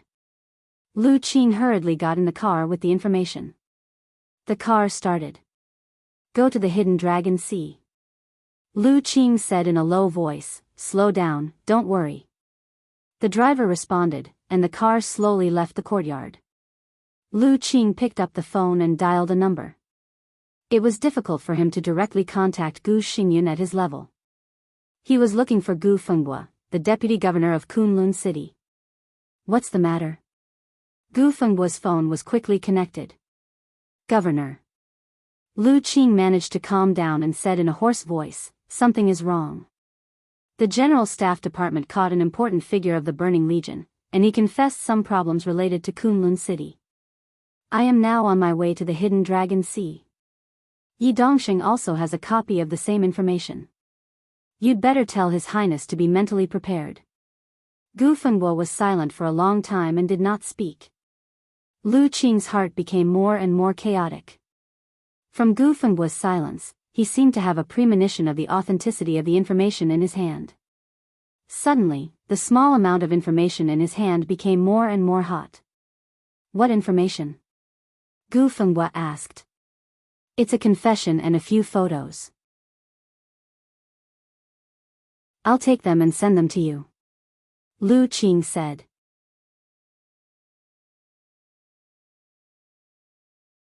Chapter 890. There was a soft light in the almost luxurious study. The curtains were closed. One photo after another appeared on the screen connected to the mobile phone. Obviously, the photos taken by the mobile phone were placed on the screen. The content became a little blurred, but it was still clear. Because the photos were densely packed with words, the screen played very slowly. The photos rolled slowly one by one. The last one changed from words to images. In the photo, Qi Baitsong, the former director of Zhongzhou State, looked gentle and seemed to be saying something to the middle-aged man sitting in front of him. Gu Fenghua, the deputy governor of Kunlun City, sat on one side of the sofa, frowning. Gu Xingyun was facing the screen, watching all this silently, and kept silent for a long time. Yi Dongxing also has the same information, and even the original of this information is in his hands. Lu Qing has no way. I guess this information has now reached the Hidden Dragon Sea. Gu Fenghua said in a deep voice. It's ridiculous. Gu Xingyun twitched the corner of his mouth, and his voice was cold. His words showed enough confidence. Lu Qing was undoubtedly a smart man. So the confession he took with his mobile phone was all the key parts. For example, Black Hawk said that Kunlun City asked the Burning Legion to enter Tiannan to attack Emperor Dong's palace. For example, other things that Kunlun City asked the Burning Legion to do. For example, the initial contact between the Special Warfare Group and the Burning Legion. It even included some of the contents of the conspiracy between Qi Beizong and Gu Xingyun when he met them. These contents were indeed detailed enough. But in Gu Xingyun's eyes, everything was absurd to the extreme. Except that the so-called motive was correct. Everything else seemed to be off the mark. The initial contact between the Burning Legion and Kunlun City was not like this at all. As for the conversation between the man with the code name Black Hawk and Qi Beizong, it had never happened. Black Hawk said that he was the military counselor of the Burning Legion and an important figure in contact with Kunlun City on behalf of the Burning Legion. He had seen Qi Beizong, Gu Xingyun, and Gu Qianchuan more than once, and they had also planned many things together. But in fact, Gu Xingyun had never seen Black Hawk at all. He had heard of this code name. Within the Burning Legion, Black Hawk was not even a core figure of the Burning Legion. He could barely be regarded as a high-level figure who had touched the surface. Gu Xingyun's expression was a little contemptuous, and he was a little angry in his heart, but he was not flustered. He had been in contact with the Burning Legion for a long time. It was true that Kunlun City was behind the Burning Legion's entry into Tiannan. However, Gu Xingyun was absolutely sure that he would not be caught. As for the things that Lu Qing had sent over, in his opinion, they were just child's play. They were the worst kind of framing. It didn't matter whether the leaders of the parliament believed it or not. It was naturally the best if they didn't believe it. Even if they believed it, Gu Xingyun did not panic at all. In the face of the confession sent by Lu Qing, he had 10,000 ways to easily prove the innocence of Kunlun City. A farce. Gu Xingyun shook his head. There's nothing to see. Maybe it's not just a farce. Gu Fengbo lowered his head and said thoughtfully, this may be a warning. Tell me what you think. Gu Xingyun looked at the screen in front of him and said calmly. Li Tianlan has just left the desert prison. It has been less than 24 hours since then, and this information suddenly appeared. What does this mean? Gu Fengbo laughed in a low voice. No matter what, this information is very important. If it can become a reality, it is indeed very important. Gu Xingyun said coldly. Li Tianlan entered the desert prison 2 years ago because he was guilty. The information that could prove Li Tianlan's innocence was extremely important. First of all, Li Tianlan had to get a firm foothold in leaving the prison. Everything that followed, including all of his revenge, could be carried out in a logical manner. Next, if there is no accident, Li Tianlan will pour all his firepower on the Prince Group. At this time, this information is obviously a warning to us not to interfere. If the information in the information, if it's really groundless, it can only prove that from the beginning, the Southeast Group has been suspecting that the Burning Legion has something to do with Kunlun City, but there is no evidence. Now that they have taken out this information, they want us to be overwhelmed. It's hard for you and Minister Qi to fall down, but Qi Mulan must be the scapegoat this time. They want to prove from the Special Warfare Group that Li Tianlan eliminated the Qi family for the sake of the country. At the same time, they want to disgust us and warn us not to support the Prince Group. Gu Fengbo shook his head. Gu Xingyun snorted coldly. Why should Qi Mulan be the scapegoat? I can easily explain the things mentioned in the information. They can't convict me, and Qi Mulan is naturally innocent. Li Tianlan will still have a stain on him. Black Hawk, Gu Fengbo was silent for a while and said in a low voice, no one is sure how much Black Hawk knows. After all, he is a senior of the Burning Legion. Even if what he revealed can't threaten us, he himself is a variable. The Wang family of Beihai made up the so-called evidence crudely and didn't take it seriously. But who knows if they really have something? Even if what they have is far from the truth, it can still cause us great trouble. He picked up the teacup, took a sip, and said in a low voice, in fact, I think Beihai must have something, but now they have no time to care about us. Li Tianlan, Wang Xingshao, everyone is staring at the Prince Group, and we have become secondary. Take this opportunity to clear the suspicion of the Special Warfare Group, push Qi Mulan out, and prove Li Tianlan's innocence. Then this matter will be over. The prince group is obviously more tempting than us now, and, he paused, and his face was a little complicated with fear. As soon as Li Tianlan left the desert, he killed First Elder with one sword strike. If, he didn't continue. Li Tianlan could kill Gu Qianchuan in a second, and naturally, he could kill Kunlun City. Even if the special warfare group didn't cooperate, Li Tianlan could force Gu Xingyun to bow down. At least under that sword light, Kunlun City was now at a disadvantage in terms of strength and force in the face of Emperor Dong's palace. Now Li Tianlan and Wang Xingxiao only wanted to divide the interests of the prince group and didn't care about the special warfare group. But if they were serious, Gu Qianchuan also appeared in the desert, and Li Tianlan had every reason to blame him. Murderous weapon, Gu Xingyun gnashed his teeth. The sword that illuminated the desert night sky spread throughout the dark world as soon as it appeared. All the superpowers came to a relatively unanimous conclusion in the shortest time. That sword light could not be explained from any point of view of martial arts. It set off from Zhongyuan, passed Yan and Zhao, entered Dongshan, flew over Yuzhou, and went straight to Beihai. From Beihai, it passed through Longjiang Province, Suzhou Province, and entered the desert in one day. When the sword light completely lit up, from Beijiang to the desert prison, the sword light drew an arc of more than 100,000 meters.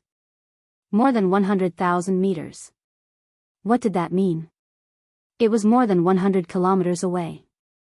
At the moment when the sword light lit up, the sword energy had torn the ambitious team, destroyed the armored core, killed Gu Qianchuan in a second, and swallowed the murderous weapon setting Sunday. During the whole process, all the superpowers in the dark world had the most accurate test. Fast. Incredibly fast. From the appearance of the sword light to the death of Gu Qianchuan. It was more than 100 kilometers away. The whole process took 0.7 seconds. What did that mean? 0.7 seconds. No one could spread their sword energy to a distance of more than 100 kilometers in such a short time. The speed far beyond the speed of sound, the unparalleled destructive power, and the almost mythical flying distance all proved one thing. That sword was not Li Tianlan's sword. It was a murderous weapon. It was an unimaginably great power produced by the combination of many murderous weapons. The most terrifying thing was that with the continuous integration of the murderous weapons, the firepower of the murderous weapons seemed to be no longer pouring out at one time. With sufficient energy, Xianyuan Feng had the conditions to use it many times. With Xianyuan Feng's sword in hand, Li Tianlan in this state was even close to Wang Tianzong in Eastern Europe. He was truly invincible in the world. Kunlun City could not afford to offend such Li Tianlan. To be exact, they could not afford to offend him now. Xianyuan Feng. The only thing they could do was to wait and retreat. The prince group was in a panic. The final battle in Beihai was about to begin. The battle was imminent. Kunlun City and even the entire dark world were looking forward to the day when Xianyuan Feng ran out of energy. Now Li Tianlan might still be terrible without the murderous weapon, but he was definitely not invincible. Gu Xingyun's facial muscles twitched, and he only felt a stuffiness in his heart. Murderous weapon. Murderous weapon again.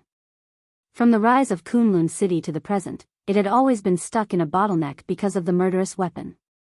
During the period when the Li family fell, the Wang family of Beihai had Wang Tianzong. With the human emperor in his hand, no one in the dark world could fight against Wang Tianzong.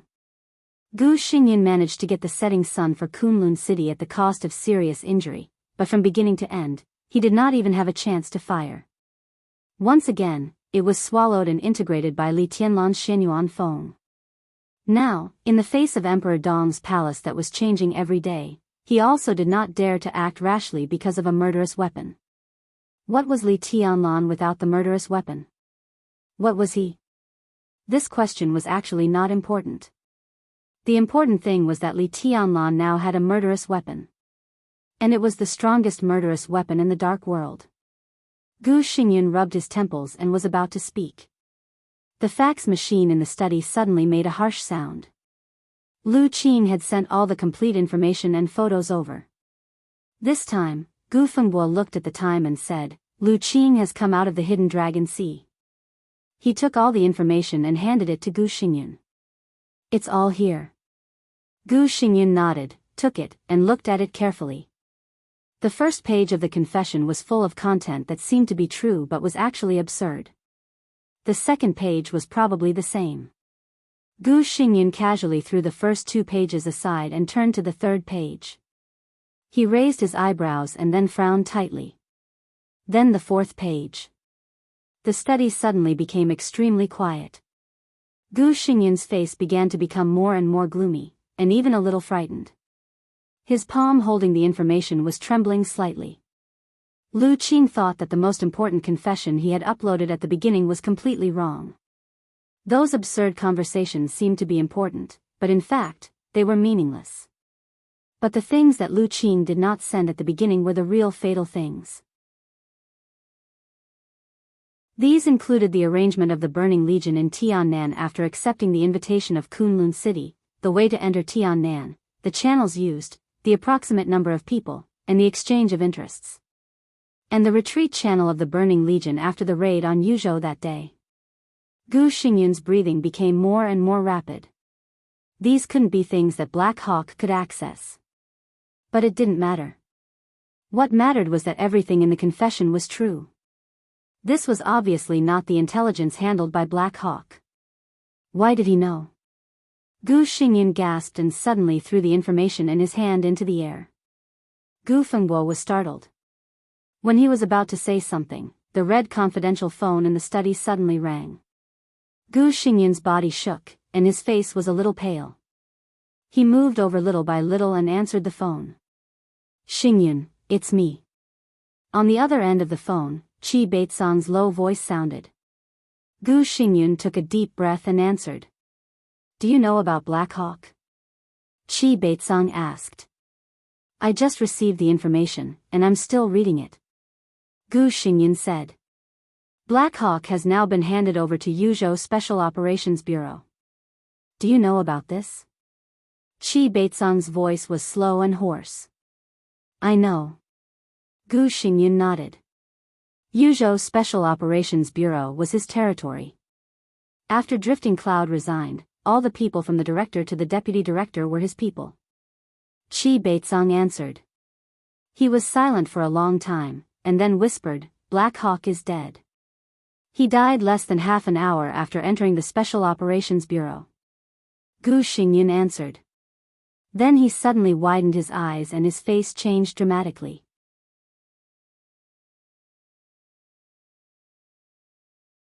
Chapter 891. Black Eagle died. He died in Yuzhou Special Operations Bureau. The moment he heard the news, Gu Xingyun felt his blood freeze. It was as if he was suddenly covered by a big net. For the Southeast Group, Black Hawk's death was meaningless to them with the mixed and false confession. But for the Special Warfare Group, the death of Black Eagle meant endless trouble. Big trouble. He somehow thought of the resignation of Yuzhou Special Operations Bureau Director Drifting Cloud a few days ago. He thought that the General Staff Department would agree to hand Black Eagle over to Yuzhou Special Operations Bureau. Then Black Eagle died as soon as he entered Yuzhou Special Operations Bureau. All of this seemed like a trap. Drifting Cloud did serve as the director of Yuzhou Special Operations Bureau. But everyone knew that it was Gu Xingyun's territory. After Drifting Cloud resigned, the new director, Gu Ci, was Gu Xingyun's confidant. The entire Yuzhou Special Operations Bureau was made up of the elites of Kunlun City. From the director, the 2 deputy directors, the staff officer, to the middle-level officers, they were all from Kunlun City. So the whole scene looked very clear. The General Staff Department caught Black Eagle of the Burning Legion and found the evidence of treason of Kunlun City and even the leader of the Special Warfare Group. After getting the evidence, the General Staff Department handed over the criminal to Yuzhou Special Operations Bureau according to the normal procedure. The criminal with the evidence of treason of the Special Warfare Group entered the territory of the Special Warfare Group. Then he died. Well, it was that simple. What did it mean? As long as they weren't stupid, everyone would think it was to kill him.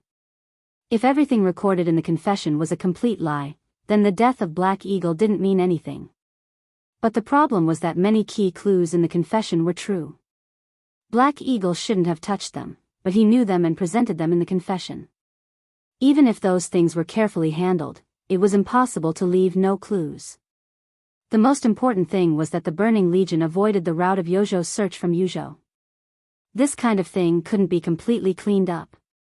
And now, the General Staff Department already knew about it, which meant that Yi Dongxing had some clues. If Gu Xingyun cleaned it up, it would only cause more trouble. Gu Xingyun took a deep breath, and his face suddenly became extremely ugly. How did Black Eagle die? He asked in a deep voice while holding the phone. Suicide.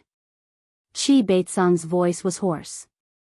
Gu Xi has already checked his body immediately. There is no sign of poisoning, and his mind is normal. This sentence blocked most of the possibilities. Gu Xingyun rubbed his forehead and muttered to himself, "Suicide, do you believe it?" Qi Beizong asked. Gu Xingyun smiled bitterly. It was not a matter of whether he believed it or not, but whether others would believe it or not. If this matter was not handled well, it would definitely be fatal to the Special Warfare Group. Li Tianlan. Wang Xingxiao, Gu Xingyun's voice was cold and he gnashed his teeth. What a big appetite. Qi Beizong remained silent. Gu Xingyun held the phone and didn't know what to say for a while. Forget about Mulin's matter for now. After an unknown period of time, Gu Xingyun said in a low voice. Qi Beizong took a deep breath on the other end of the phone. Just from this sentence alone, he had already confirmed that not everything in the confession was a false accusation. In other words, Kunlun City and the Burning Legion were really related. Otherwise, even if the death of Black Hawk would make Kunlun City very passive, it was fake after all, and the confession could not cause too much damage to the Special Warfare Group. Qi Beizong was silent for a long time before he said in a low voice, "What are you going to do?"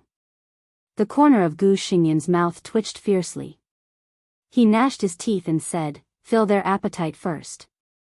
It was not until the moment of Black Hawk's death that he understood.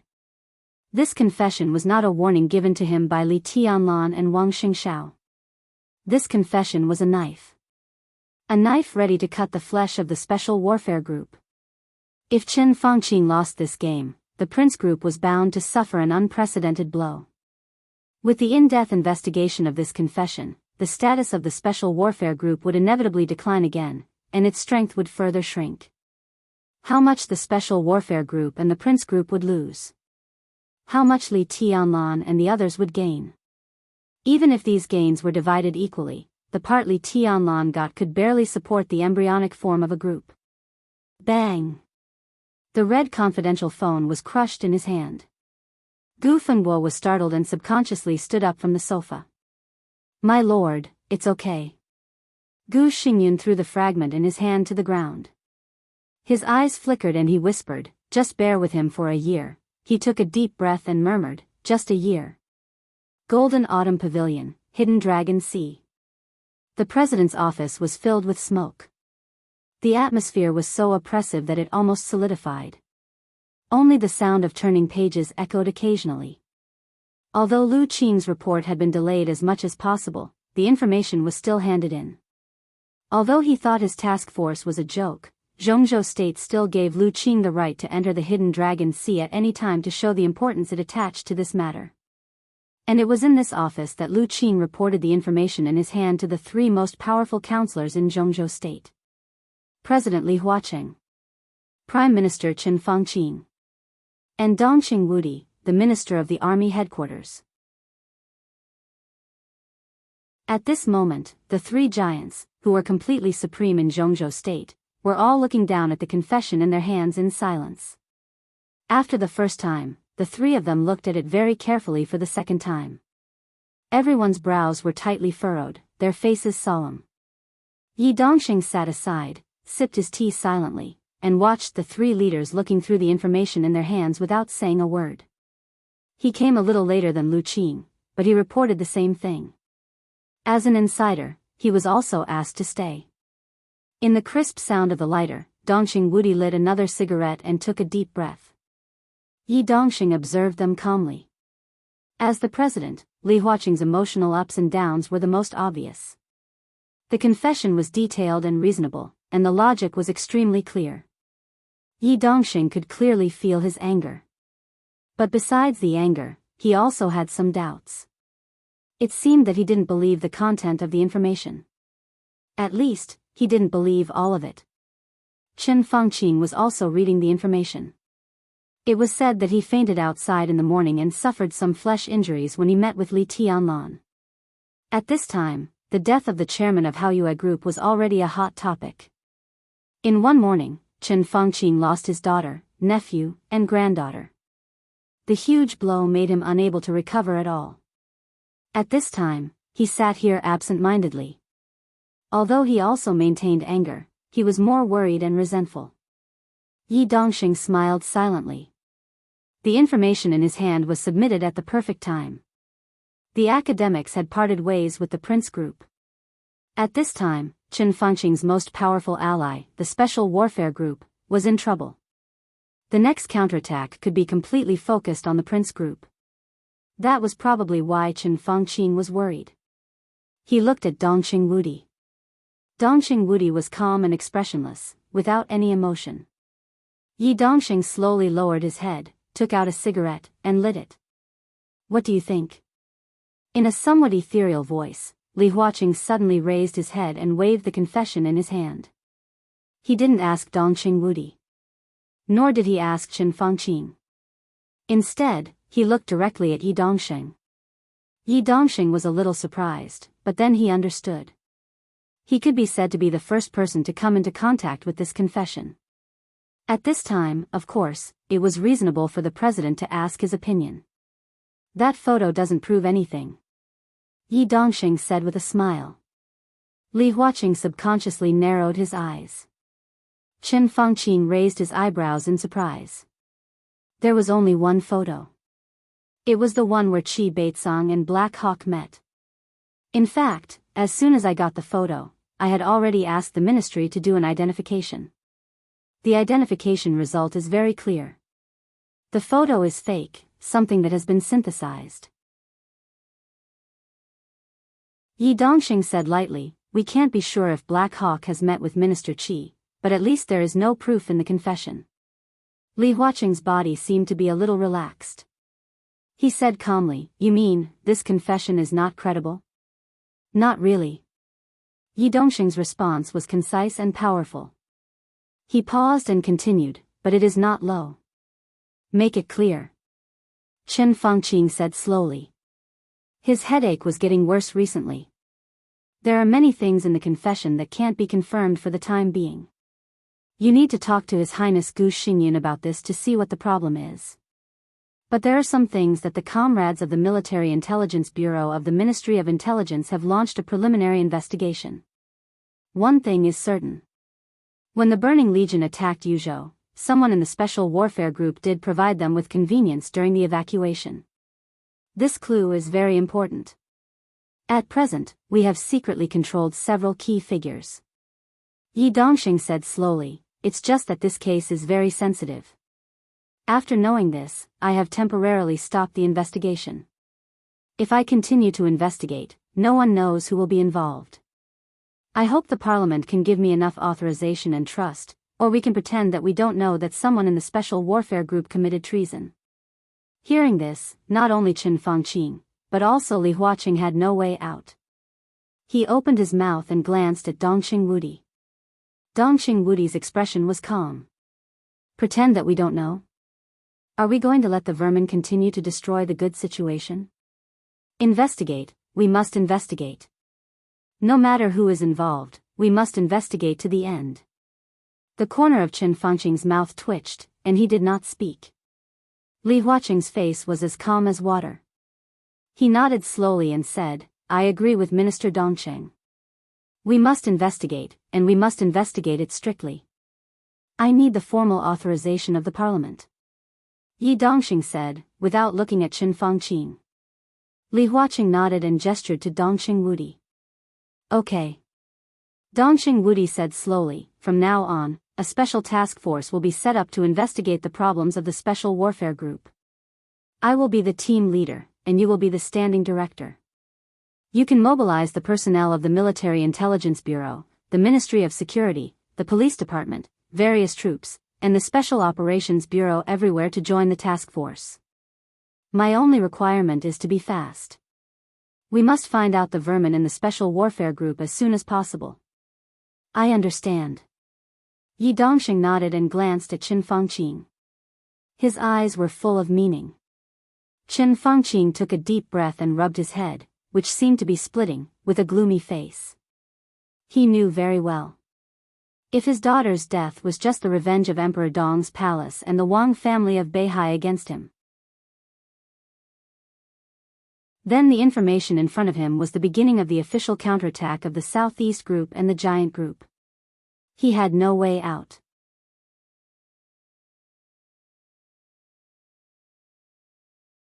Chapter 892. Zhongzhou State.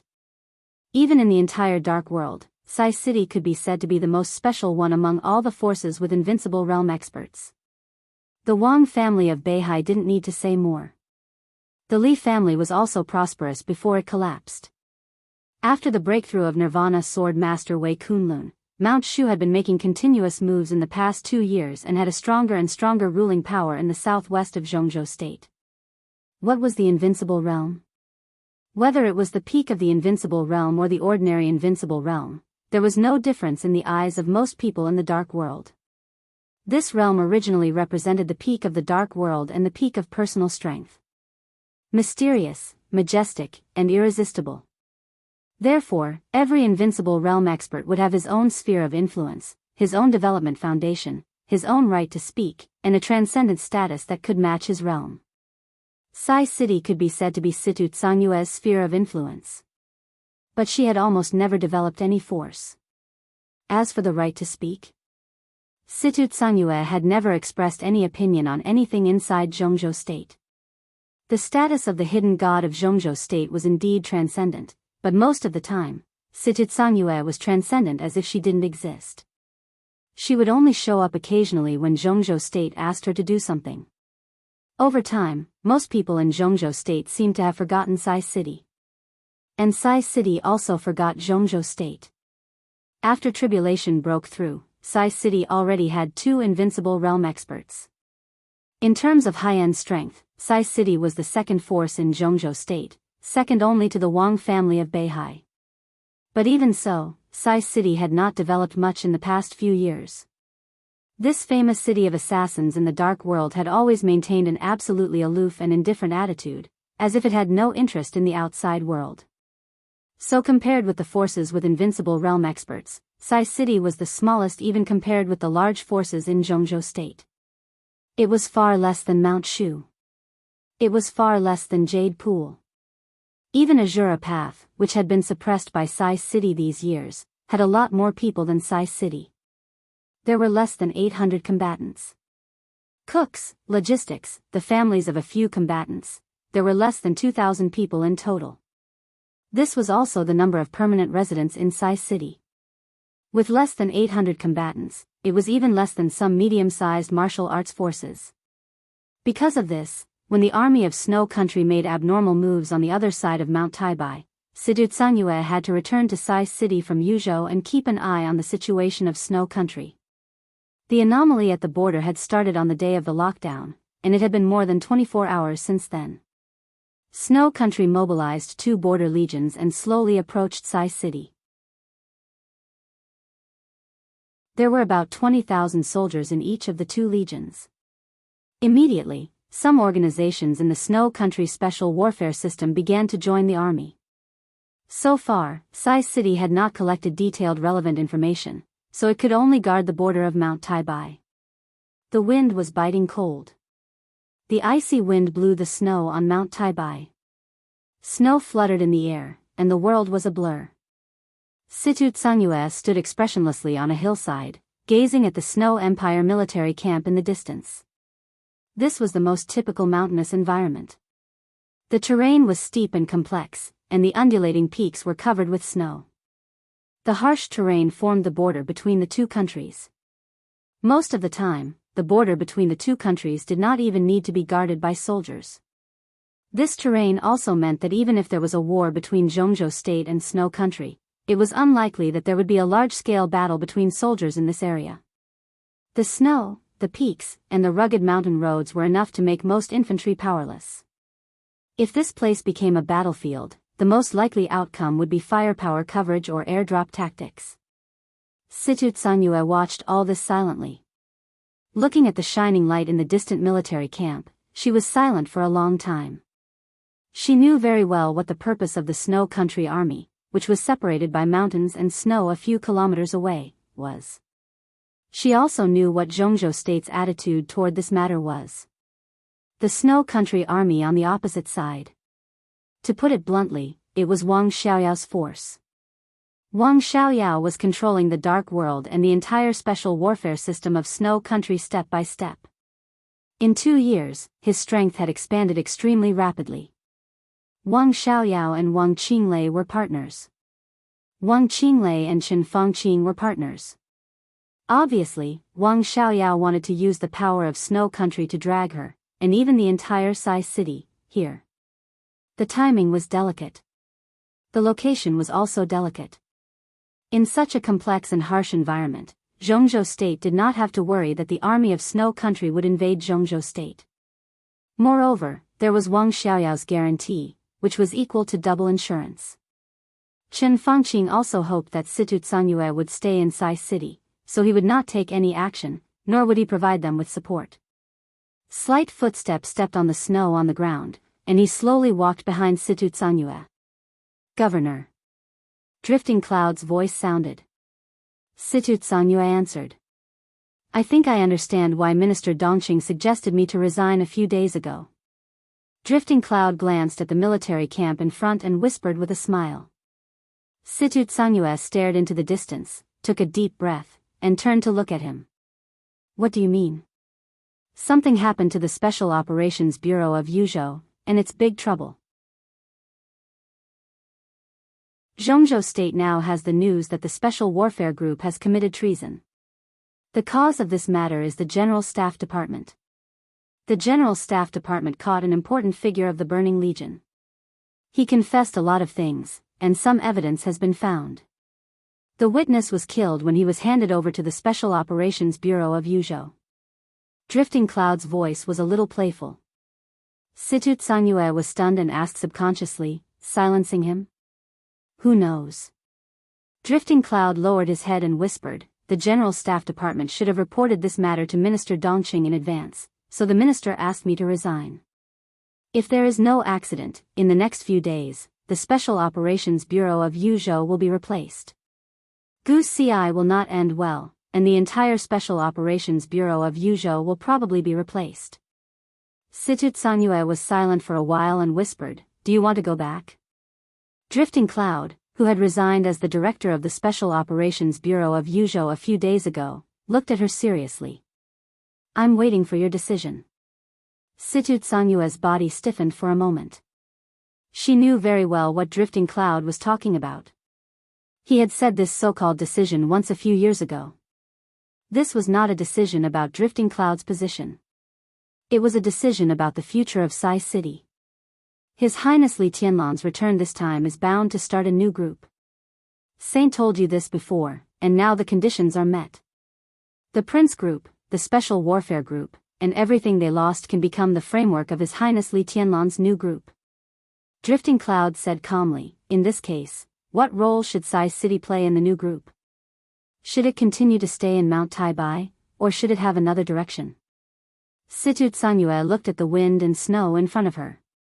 The wind and snow were messy, passing through her sight. At that moment, it seemed that many years had passed. There were few people in Sai City. But it had a super strong cohesion that most forces did not have. Situ Sanyue was in the invincible realm. Tribulation was also in the invincible realm. Cool Breeze and Drifting Cloud were superiors of the half-step invincible realm. There were 7 superiors above the thunder-shocking realm in Sai City. There were nearly 100 assassins above the stabilization phase of the fire-flaming realm in Sai City. For today's Emperor Dong's palace, this was definitely an absolutely powerful force. It was also a force that could be digested by the current scale of Emperor Dong's palace. If Situ Sanyue did not intend to change anything, Sai City would still be Sai City. But if Sai City wanted to change its direction and play a more important role in the new group controlled by Li Tianlan, Cool Breeze and Drifting Cloud, the other 5 thunder-shocking realm assassins of Sai City, dozens of fire-flaming realm experts, all of them could find their own positions in the new group. Situ Sanyue lowered her head slightly and stared at the snow in front of her. The stunning sword in the 13-story building was still standing there, as if it was also staring at Situ Sanyue. Drifting Cloud looked ahead and opened his mouth. When he was about to say something, his eyes suddenly froze. His line of sight crossed a few kilometers ahead. In the wind and snow, in front of the shining gate of the barracks, a group of about hundreds of soldiers of Snow Country roared and rushed forward for a distance. At the forefront, a tall soldier held the flag of his legion and ran for hundreds of meters. Then he inserted the flag in the snow again. In the vision of an expert, a half-step to invincible realm, Drifting Cloud clearly saw that the flagrant military flag crossed the boundary monument of Zhongzhou State. The flag crossed the boundary monument in a short distance. It was even less than 1 meter. But the distance of dozens of centimeters was indeed the territory of Zhongzhou State. Drifting Cloud's face was livid, and he suddenly raised his hand. Suddenly, a dark blue electric arc lit up in the air where the snow was fluttering. The electric arc extended for hundreds of meters in the air and finally disappeared without a trace. A burst of indistinct laughter suddenly rang out. In his sight, the soldier of Snow Country holding the Legion flag gave a thumbs up to Drifting Cloud and Situ Sanyue, and then he pointed it down fiercely. He laughed and pulled out the flag. Once again, he rushed forward for tens of meters and directly inserted the flag in the snow of Zhongzhou State. A ghastly cry and wolf howl came from afar. Situ Sanyue looked at this scene expressionlessly. Bang! In the dull sound, a cannonball suddenly shot out from the small weapons base of Sai City, giving a warning. The soldiers of Snow Country took a step back, and then the ghastly cry and wolf howl became louder. The huge sound wave of hundreds of people successfully attracted the attention of the Snow Country barracks behind. More and more soldiers left the barracks and came over. The cannonball landed on the land 5 kilometers away from the army of Snow Country, making a loud noise. The rear of the Snow Country barracks instantly lit up with bright fire. Several huge cannonballs with burning tail flames crossed the sky and headed straight for Sai City. The cannonball flew in the air and finally exploded a large amount of snow at the foot of the mountain less than 1 kilometer away from Situ Sanyue. Drifting Cloud could even clearly feel the violent vibration of the ground. Drifting Cloud's face was livid. He gritted his teeth and spat out a swear word after a long while, F***ck. Situ Sanyue's eyes narrowed tightly. The world seemed to be tense for a moment. A cold and awe-inspiring voice rang out in the midst of the snowstorm. Scram! The voice of the invincible realm expert spread into the mountains, through the wind and snow, and directly echoed in the barracks of Snow Country. Situ Sanyue was responded by 2 cannonballs. The artillery roared. This time, the landing point of the artillery moved forward another 200 meters. This landing point was less than 100 meters away from the real edge of Sai City. F***ck, Governor, Qing Feng and I will kill our way over. Drifting Cloud suddenly took a step forward. No matter how calm he was, he couldn't stand this kind of provocation. In the past 20 years, Sai City had indeed stood aloof from the world, but who really dared to provoke them? Drifting Cloud couldn't stand this kind of arrogance. Don't be impulsive. Situ Sanyue shook her head. They just want us to rush over. Sai City is afraid of them? Drifting Cloud sneered and said, they are just clowns. How many people in Snow Country can be a match for Qing Feng and me? There may not be many individuals, but there is an army in front of us. Even if we can beat them back, their artillery is enough to destroy Sai City. Besides, they can withdraw from the national border at any time. If there is a dispute at that time, it is tantamount to making trouble for Tianlan. Situ Tsangyue said calmly, ignore them. As long as I'm still here, they won't dare to act rashly. Since Tianlan has come out, we don't need to worry about the outside world. If they want to delay, let them. Drifting Cloud looked at the barracks opposite with a cold expression and said nothing. There were more and more soldiers of Snow Country in front of the military flag.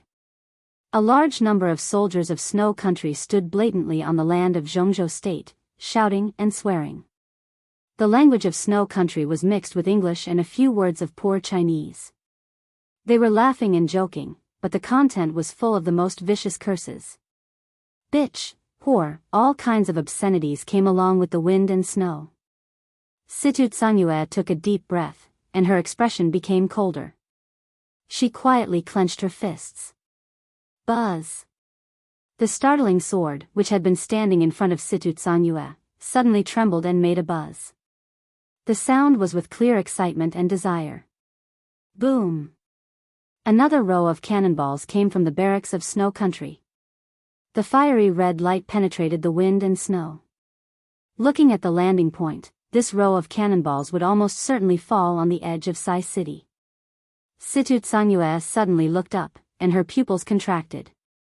Her clenched fists trembled slightly, and she raised them for a moment. Her body, which was about to make a move, suddenly stiffened, and her face changed. An extremely fierce wind suddenly appeared over Sai City.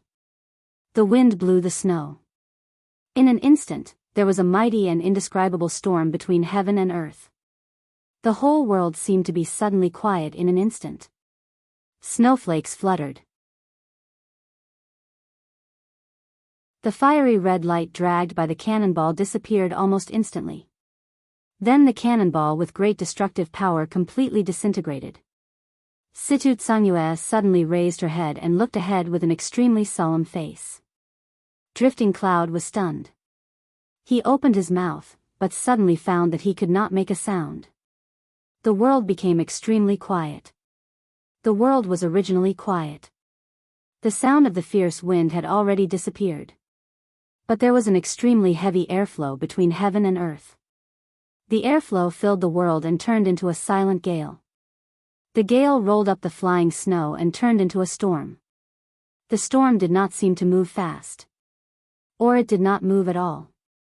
Because the moment the storm formed, it had already filled the whole world.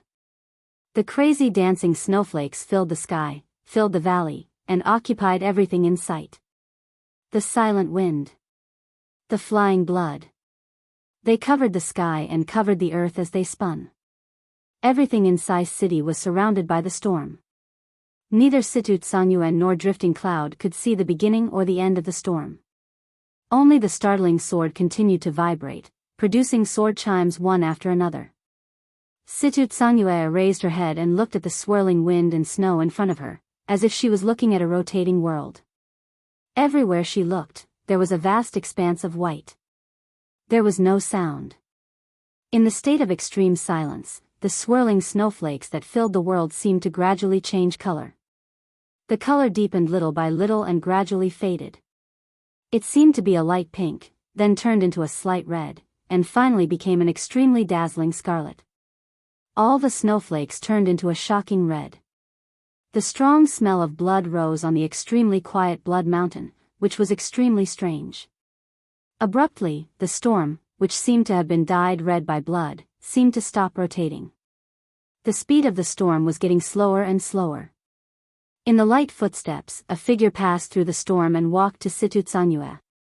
He carried a soldier of Snow Country who had fainted in his hand and said with a smile, "Aunt Situ, long time no see."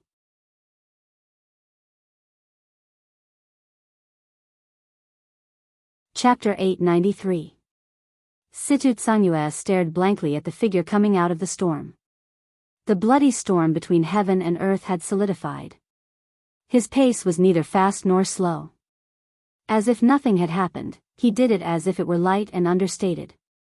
This was an indescribable casualness and indifference. She heard him call her Aunt Situ. That face was still so familiar. But in Situ Tsangyue's heart, he seemed to be a completely different person. He might still be him.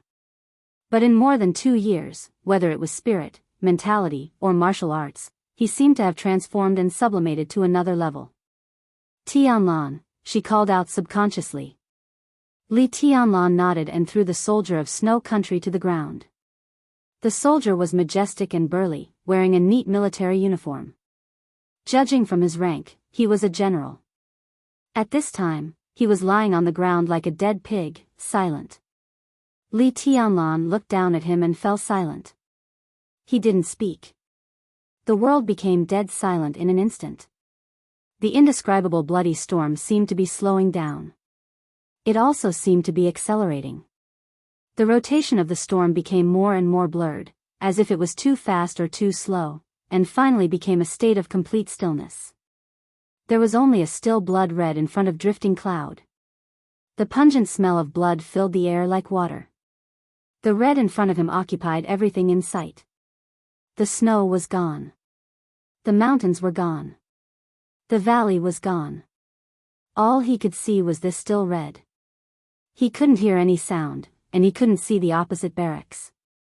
In the indescribable silence, drifting cloud's chest became more and more stuffy, and he only felt that his whole body became heavier and heavier. In a trance, the still storm seemed to make the first roar. It was a very familiar sound. It was like a strong wind blowing up the snow. Snowflakes were flying in the air, like white catkins all over the sky.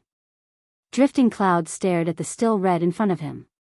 The still red began to rotate again, faster and faster, with an extremely sharp sound. The almost dark red began to fade, mixed with white, and rotated wildly. Li Tianlan still stood, silently looking down at the unconscious general of Snow Country at his feet. The faintly discernible sword chi kept vibrating around him. The bloody storm became thinner and thinner with the vibration of the sword energy. Faintly, drifting clouds saw the valleys and peaks blocked by the bloody storm. The smell of blood began to surge. The bloody storm became more and more chaotic. White snow. The red blood spread wildly in all directions. The process seemed slow, but it was also extremely fast. It seemed to only take a breath's time. The storm was gone. The red that filled the sky also disappeared. The silence turned into silence. Lu Yun subconsciously took a deep breath and looked at his surroundings. They were still standing in the same place. There was no change in the snow mountain. The valley remained unchanged. Sai City remained unchanged. Lu Yun looked at everything that was familiar to him and, his eyes suddenly froze. An incomprehensible emotion arose in his eyes, and it transformed into astonishment, shock, absurdity, and finally a wisp of indescribable terror. His body stiffened on the spot, like a petrified statue. The sound of rapid and heavy breathing came out from the side of his mouth. His eyes were open to the widest, staring in the direction of the Snow Empire military camp. In his line of sight, the boundary monument was still there. The flag of Snow Country Corps on the land of Zhongzhou State was still there. The military camp of Snow Country was still brightly lit. Lu Yun recalled the blood-colored storm. He had thought that after the storm, he would see countless corpses, a large scene of suffering, and Li Tianlan's current strength. But, no, there was nothing. He didn't see the corpses or the wounded. It was quiet on Mount Taibai. Everything in sight was white snow. No corpses, no wounded, no army, no army. No army. The military camp of Snow Country was still there. But in that quiet storm, all the creatures in the Snow Empire's military camp had completely disappeared. It was as if they had never existed. Lu Yun opened his mouth, like a dying fish. All this was beyond his imagination, even if he was a superior a half-step to invincible realm. A subtle sound rang in the valley. In an instant, the sword energy that seemed to cover the world began to gather toward Li Tianlan. Li Tianlan, who had been quiet, moved and breathed out softly. Situ Sanyue took a deep look at Li Tianlan. Compared with Lu Yun, she naturally knew the power of that sword move better. That was really tearing everything apart. At that moment, the area covered by the storm became the domain of sword energy. Pure sword energy. Countless strands of sword chi surged within the domain. Every strand of sword chi collided with other strands of sword chi countless times. The sword chi shattered into even smaller strands of sword chi. The vast sword energy completely tore the corpses of the soldiers of Snow Country, leaving no trace of their existence. No, there might still be traces, but all the blood had been covered by snow. There were 2 legions and several elites of Snow Country from the Special Warfare Agency. This kind of sword energy, as far as Situ Sanyue knew, there seemed to be only one person who could do it. Wang Tianzong. It was Wang Tianzong before Eastern Europe.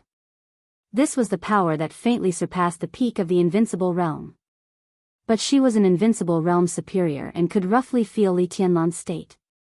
Whether it was his age or his actual performance, he didn't seem to have really entered the invincible realm. So how did he do it? Situ Sanyue quietly looked at Li Tianlan, who was motionless. She was a little relieved, but also inexplicably upset. Your Highness, this, Lu Yun finally came back to his senses and stammered. Why are you here? Situ Sanyue smiled and said, it's not urgent here. No, it's urgent. Li Tianlan shook his head. He slowly moved his arm. Crack, in an instant, the sound of countless joints vibrating came out of Li Tianlan's body. His face turned pale for a moment. In Lu Yun's sight, he clearly saw a shocking bloodstain on Li Tianlan's arm. Li Tianlan's skin suddenly began to break at some point, spreading to his 5 fingers, palms, back of hands, wrists, and even to the invisible place in his sleeves. One of his arms was like broken glass, densely packed and full of cracks for a while. Situ Sanyue's eyes suddenly froze. Li Tianlan looked at his arm expressionlessly. This was the hand that held the sword.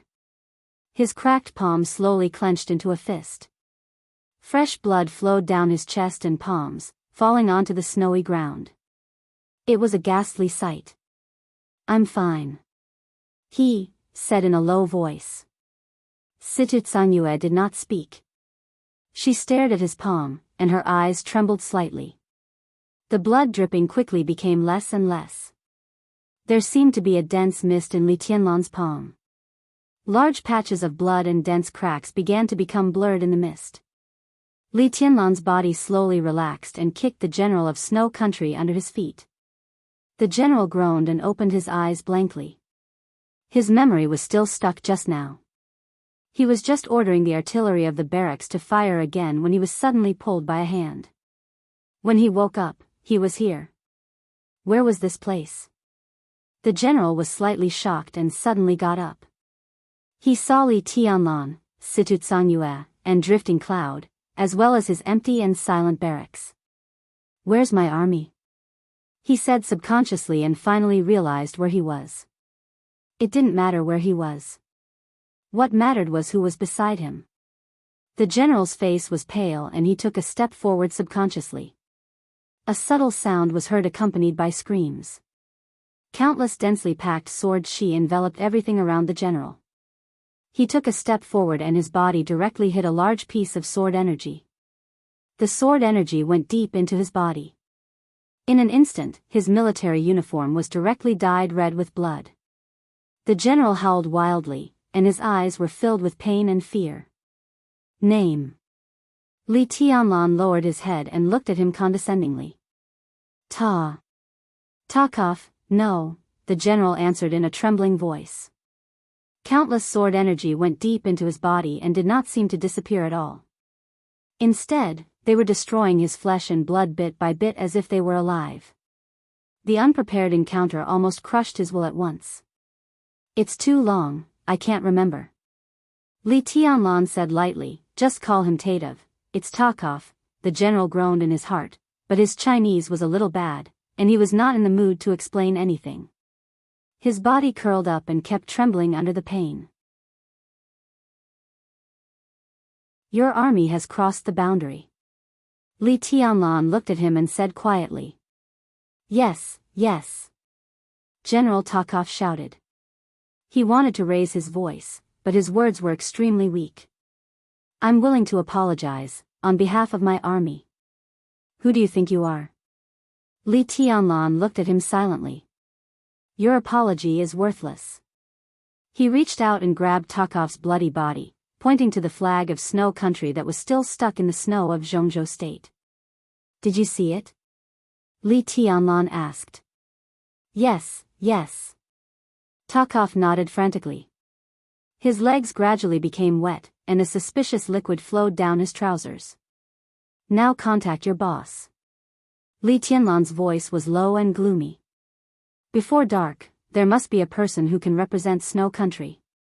The president, the prime minister, your defense general, anyone.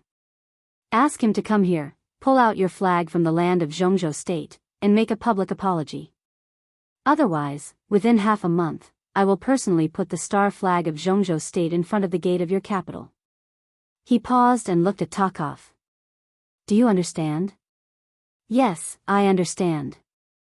Takov kept nodding. Li Tianlan casually threw him to the ground and said calmly, I'm here waiting for your country's apology. Drifting Cloud's body trembled, and he did not dare to speak for a while. Situ Tsanyue took a deep breath and suddenly laughed. At this moment, she seemed to have made up her mind.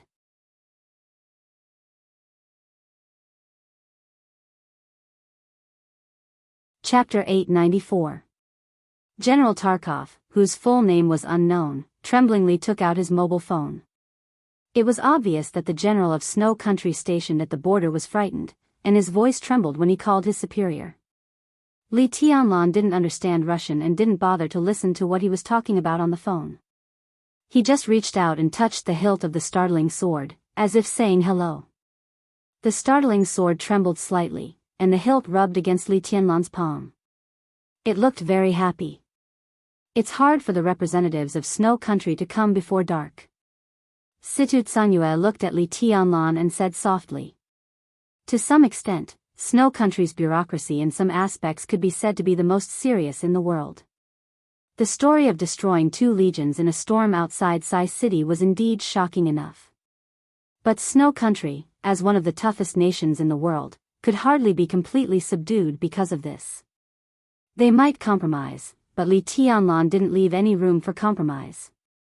Li Tianlan's requirement was that before dark, the president, prime minister, or the defense general of Snow Country should apologize in person, walk to the border of Zhongzhou state, and take their flag back. Even if the high-level individuals would be frightened by Li Tianlan, the army of Snow Country couldn't bear this kind of humiliation.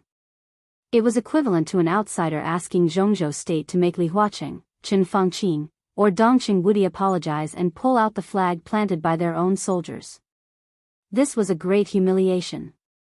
So in Situ Tsanyue's view, not only before dark, the 3 giants of Snow Country might not come back at all. Even more exaggeratedly, the news wouldn't reach the ears of the 3 giants in a short time. I know. Li Tianlan said quietly. Situ Tsanyue answered with some doubts. So I gave them half a month.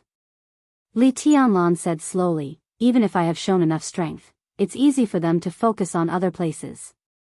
The chaos in Beihai is close at hand. It's normal that the military camp of Snow Country doesn't retreat and the high-level officials of Snow Country don't come, because they are waiting for the end of Beihai. And the state of your sword? Situ Tsanyue said calmly. He destroyed 2 legions with 1 sword strike. Even if it was an army formed by 2 groups of people, such destructive power was enough to make people feel like their guts were being torn apart. But in comparison, this sword was still inferior to the sword light that could reach tens of thousands of meters in an instant in the desert. The theory that Li Tianlan's strength was based on murderous weapons was very popular in the dark world.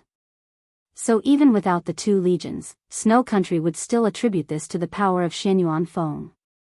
And in the chaotic battle in North Sea, Xianyuan Feng's energy would inevitably be consumed quickly, or even completely exhausted. Without energy, Xianyuan Feng was just an invincible godly weapon. Naturally, Li Tianlan's state was flawed. I don't care about that. Li Tianlan shook his head. Your Highness, you just said that you will wait here for the higher-ups of Snow Empire. Lu Yun tried his best to calm down. His smile was a little stiff, and his voice was a little cautious. Yes. Li Tianlan said, that way, I can ask for more compensation from them in half a month. Because I waited for them for the whole afternoon. Situ Tsanyue looked at Li Tianlan in a daze. After a long while, she suddenly reached out and touched his head. Li Tianlan laughed. He might not be handsome, but his young and clean face was confident and warm when he smiled, like the sunshine in the flying snow. He silently looked at the empty and silent camp of Snow Country and was silent for a while. Everything that happened here today would not be meaningless. All the losses of Snow Country would be counted on Wang Xiaoyao. Wang Xiaoyao now controlled the dark world of Snow Country, but he only cooperated with the higher-ups of Snow Country. Perhaps he occupied a dominant position, but he was far from being able to do whatever he wanted. Half a month. Li Tianlan was going to use this half a month to end everything at present. Half a month later, he would let the whole dark world have his voice. He gently tapped on the hilt of graceful sword and found that the general of Snow Country had hung up the phone and looked at him with a little nervous eyes. As a general of Snow Country, he obviously knew the situation of his country better than anyone else. So he collapsed on the snow with blood all over his body, and there was some despair in his eyes. The result? Li Tianlan said casually. Takov tried his best to smile. His smile was uglier than crying. He was promoted to the military rank last year and was not from Zhongzhou State. He didn't know Li Tianlan and didn't know how to call him, so he could only skip this step and said directly, No, my boss. My boss said he would report this to the president. His voice was a little trembling. But, no buts. Li Tianlan shook his head. You can kneel here before the people of Snow Country come. Countless visible sword energy intertwined in front of him and spread upward quickly. Takov's face was pale, and he subconsciously propped up his upper body. The sword energy went straight from his chest to the top of his head. He remained kneeling and was completely shrouded by the sword energy. In this case, as long as his body moved more than 5 centimeters, his whole body would be cut into countless pieces by the sword energy. Li Tianlan took a deep breath and looked at Sai City behind him. Auntie, let's go back and talk. His voice was a little deep. Okay. Situ Tsanyue nodded. Have you had lunch? I'll have someone prepare it. He gave Lu Yun a wink. Lu Yun nodded and quickly turned to arrange lunch. Not yet. I heard that the snow chicken here is good. I'll try it later. Li Tianlan said with a smile. Situ Tsanyue gently raised the corner of her mouth. Her eyebrows and eyes were curved like crescent moons, and the thin crow's feet showed at the corners of her eyes. She was extremely beautiful and kind. It's a little late. I'll cook for you next time. Okay. Li Tianlan smiled but did not move. Situ Tsanyue finally realized something. Her expression was a little dignified. Now I'm fine. Li Tianlan said softly. He stood where he was and moved his body slightly. The range of that kind of movement was too small, even smaller than a slight tremble. It seemed that he had been standing where he was. Situ Tsanyue's eyes were a little worried. She suddenly said, I'll carry you on my back. No need. Li Tianlan took a deep breath and suddenly took a step forward. Sizzle, in the slight sound, it seemed that something was breaking, and the liquid was squeezed out. Li Tianlan, who was expressionless, suddenly frowned. A lot of blood came out from his body in an instant. Li Tianlan's face grew paler. Blood soaked his whole body in an instant. Under the cover of the black windbreaker, Situ Tsanyue could only see a small part of his trousers stained with blood and his chest that was not covered by the windbreaker. Li Tianlan raised the corner of his mouth, and the short syllable became a little distorted. Situ Tsanyue tightly pursed her lips. After a while, she said hoarsely, your body is too fragile. This is the price of invincibility. Li Tianlan whispered. It seemed that because of the pain, his voice was a little gloomy. But it's not unbearable. He slowly stepped forward. The blood became more and more as he moved. Li Tianlan left a very obvious bloodstain on the road he walked. And for me, such a price is not unbearable. There was no way for him to enter the invincible realm at this age. He could only take another path. Unorthodox way. Unorthodox way. Whatever it was, he was now indeed standing at the peak of personal force in the dark world. He would pay a little price. But he had the dragon vein, and his body's amazing recovery ability was enough to suppress this price to a bearable range. For Li Tianlan, as long as he could bear it, there was no price. He walked faster and faster. Wisps of dense mist gradually spread from his arms to his whole body. He walked in the snow all over the mountain, and his body became more and more blurred. At nearly 2:00 in the afternoon, the wounds on Li Tianlan's body had completely healed. His aura was still a little weak, but it was recovering every moment. He took a shower in the room used for entertaining guests and changed his clothes. A sumptuous lunch had been prepared in the small restaurant of Sai City. The high-level officials of Sai City gathered together and waited quietly for Li Tianlan. Situ Tsangyue introduced everyone to Li Tianlan very seriously. Cool breeze, drifting cloud, and deep dream could all be said to be acquaintances. In addition, there were 4 experts above the thunder-shocking realm in Sai City. Huiyue, a petite and silent assassin at the peak of the thunder-shocking realm. Wildfire, an assassin at the peak of the thunder-shocking realm who was born in Azura Path but took the initiative to join Sai City. Wukong was the oldest and the first to follow Situ Tsangyue. Nowadays, he seldom went down the mountain and played the role of the butler of Sai City. The other one was not present, but Li Tianlan was most familiar with her. She was Du Hanin, who was a latecomer among the several veteran assassins of Sai City. There was also a thunder-shocking realm assassin who died in Europe more than a year ago.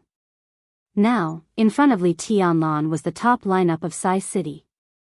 Of course, Li Tianlan still remembered another name of Sai City. That was also the purpose of his coming here today. Li Tianlan shook hands with everyone and then sat in the main seat that Situ Tsangyue intentionally or unintentionally left for him. He didn't say much and just began to eat quietly. There was no wine on the table, and no one who was good at talking, so the atmosphere was a little dull, but not solemn. Li Tianlan didn't put down his bowl and chopsticks until everyone slowed down. He looked at the crowd and said slowly, in a short time, Snow Country won't come to apologize, but they won't continue to send troops here. No one spoke and looked at Li Tianlan attentively. Li Tianlan gently knocked on the table and said in a low and soft tone, I have one thing that I need your help with. Go ahead. Situ Tsangyue smiled softly. I have no problem with going to Beihai with your highness. I believe everyone here will. Cool Breeze said with a smile, including Wukong, the old guy. Wukong, whose hair was a little gray, smiled. He looked at Li Tianlan and said softly, I can still move my old bones. If your highness needs me, just say the word. I also miss the days when I fought side by side with your highness. Deep Dream laughed and seemed to recall the time in East Island. I have no problem. Radiant Moon and Wildfire spoke at the same time. Not to Beihai. I can solve the problem in Beihai by myself. Li Tianlan took a deep look at them and said quietly. Situ Tsangyue raised her eyebrows and said nothing. Li Tianlan lowered his eyelids, knocked on the table, and said slowly, I hope Sai City can go to East Island. His voice was as soft as the wind. But in Situ Tsangyue's ears, it was like a clap of thunder. Her smile froze for a moment, and it seemed a little unnatural. All the people present were top assassins. They almost instantly caught the change in Situ Tsangyue's expression. The dining table became quiet. Li Tianlan calmly took a sip of tea and said nothing. It was certain that East Island's Jifeng Sword Raining School and Wuji Palace would participate in the final battle in Beihai. Not only the two major martial arts sects of East Island, but also Beihai, to be exact, the southern area of Beihai province. East Island was determined to get it this time. In their eyes, that was their land. So all the intelligence showed that in the special warfare system of East Island, personnel were transferred frequently, and it was clear that they intended to go all out to destroy the Wang family of Beihai. Under such circumstances, East Island was bound to be empty again. Just like in the final battle in Heaven Capital 5 years ago. The old things seemed to be reincarnated again. It was the same situation. 5 years ago, a considerable number of experts from East Island were trapped in Zhongzhou State, including 2 Invincible Realm Grandmasters from East Island. And this time, 2 Invincible Realm Grandmasters of East Island were about to be involved in Beihai. The only difference was that Li Tianlan was not qualified to fight for anything 5 years ago. But now, 5 years later, he wanted the right to speak in the dark world of East Island. Li Tianlan was qualified to fight for anything, and any resources. Emperor Dong's palace was rooted in Tiannan and would gradually spread to the entire Southeast Asia. Although East Island was small, it was enough to be a barrier for Emperor Dong's palace in some aspects. The 5 countries in Eastern Europe were the foundation laid by Li Tianlan. The military flag movement gave Li Tianlan a reason to intervene in Snow Country. The 5 countries in Eastern Europe gradually established contact with the Dark Knights in Northern Europe. The treason conspiracy of the Special Warfare Group could also allow Li Tianlan to gradually replace Kunlun City. Zhongzhou State, Southeast Asia, East Island, Eastern Europe, Northern Europe. Li Tianlan could fight for everything. As long as he had enough time to digest all these, Emperor Dong's palace would become the real overlord of the dark world. This was the era of Dong Huang. There might be obstacles in front of Li Tianlan. But after Mormon's eternal sword, there was no insurmountable mountain in front of him. Everything he wanted was no longer a future that he could look forward to. But now was the time. If he wanted it, he would get it. East Island was determined to get Beihai. Li Tianlan was determined to get East Island. It was a race against time. So he wanted to go to Sai City. Not only Sai City. Mount Shu, which could not intervene in the final battle of Beihai, would also go there. Situ Tsangyue. Wei Kunlun. He wanted the only 2 invincible realm experts in Zhongzhou State to completely overturn East Island. Li Tianlan picked up the cup in front of him and drank some water. He turned his head and looked at Situ Tsangyue quietly. Situ Tsangyue said nothing. She looked at Li Tianlan with a pale face. Li Tianlan looked away. His expression grew calmer. You're tuning into the Romantic Tales YouTube channel. Don't forget to subscribe and join us on this journey to catch the most captivating stories.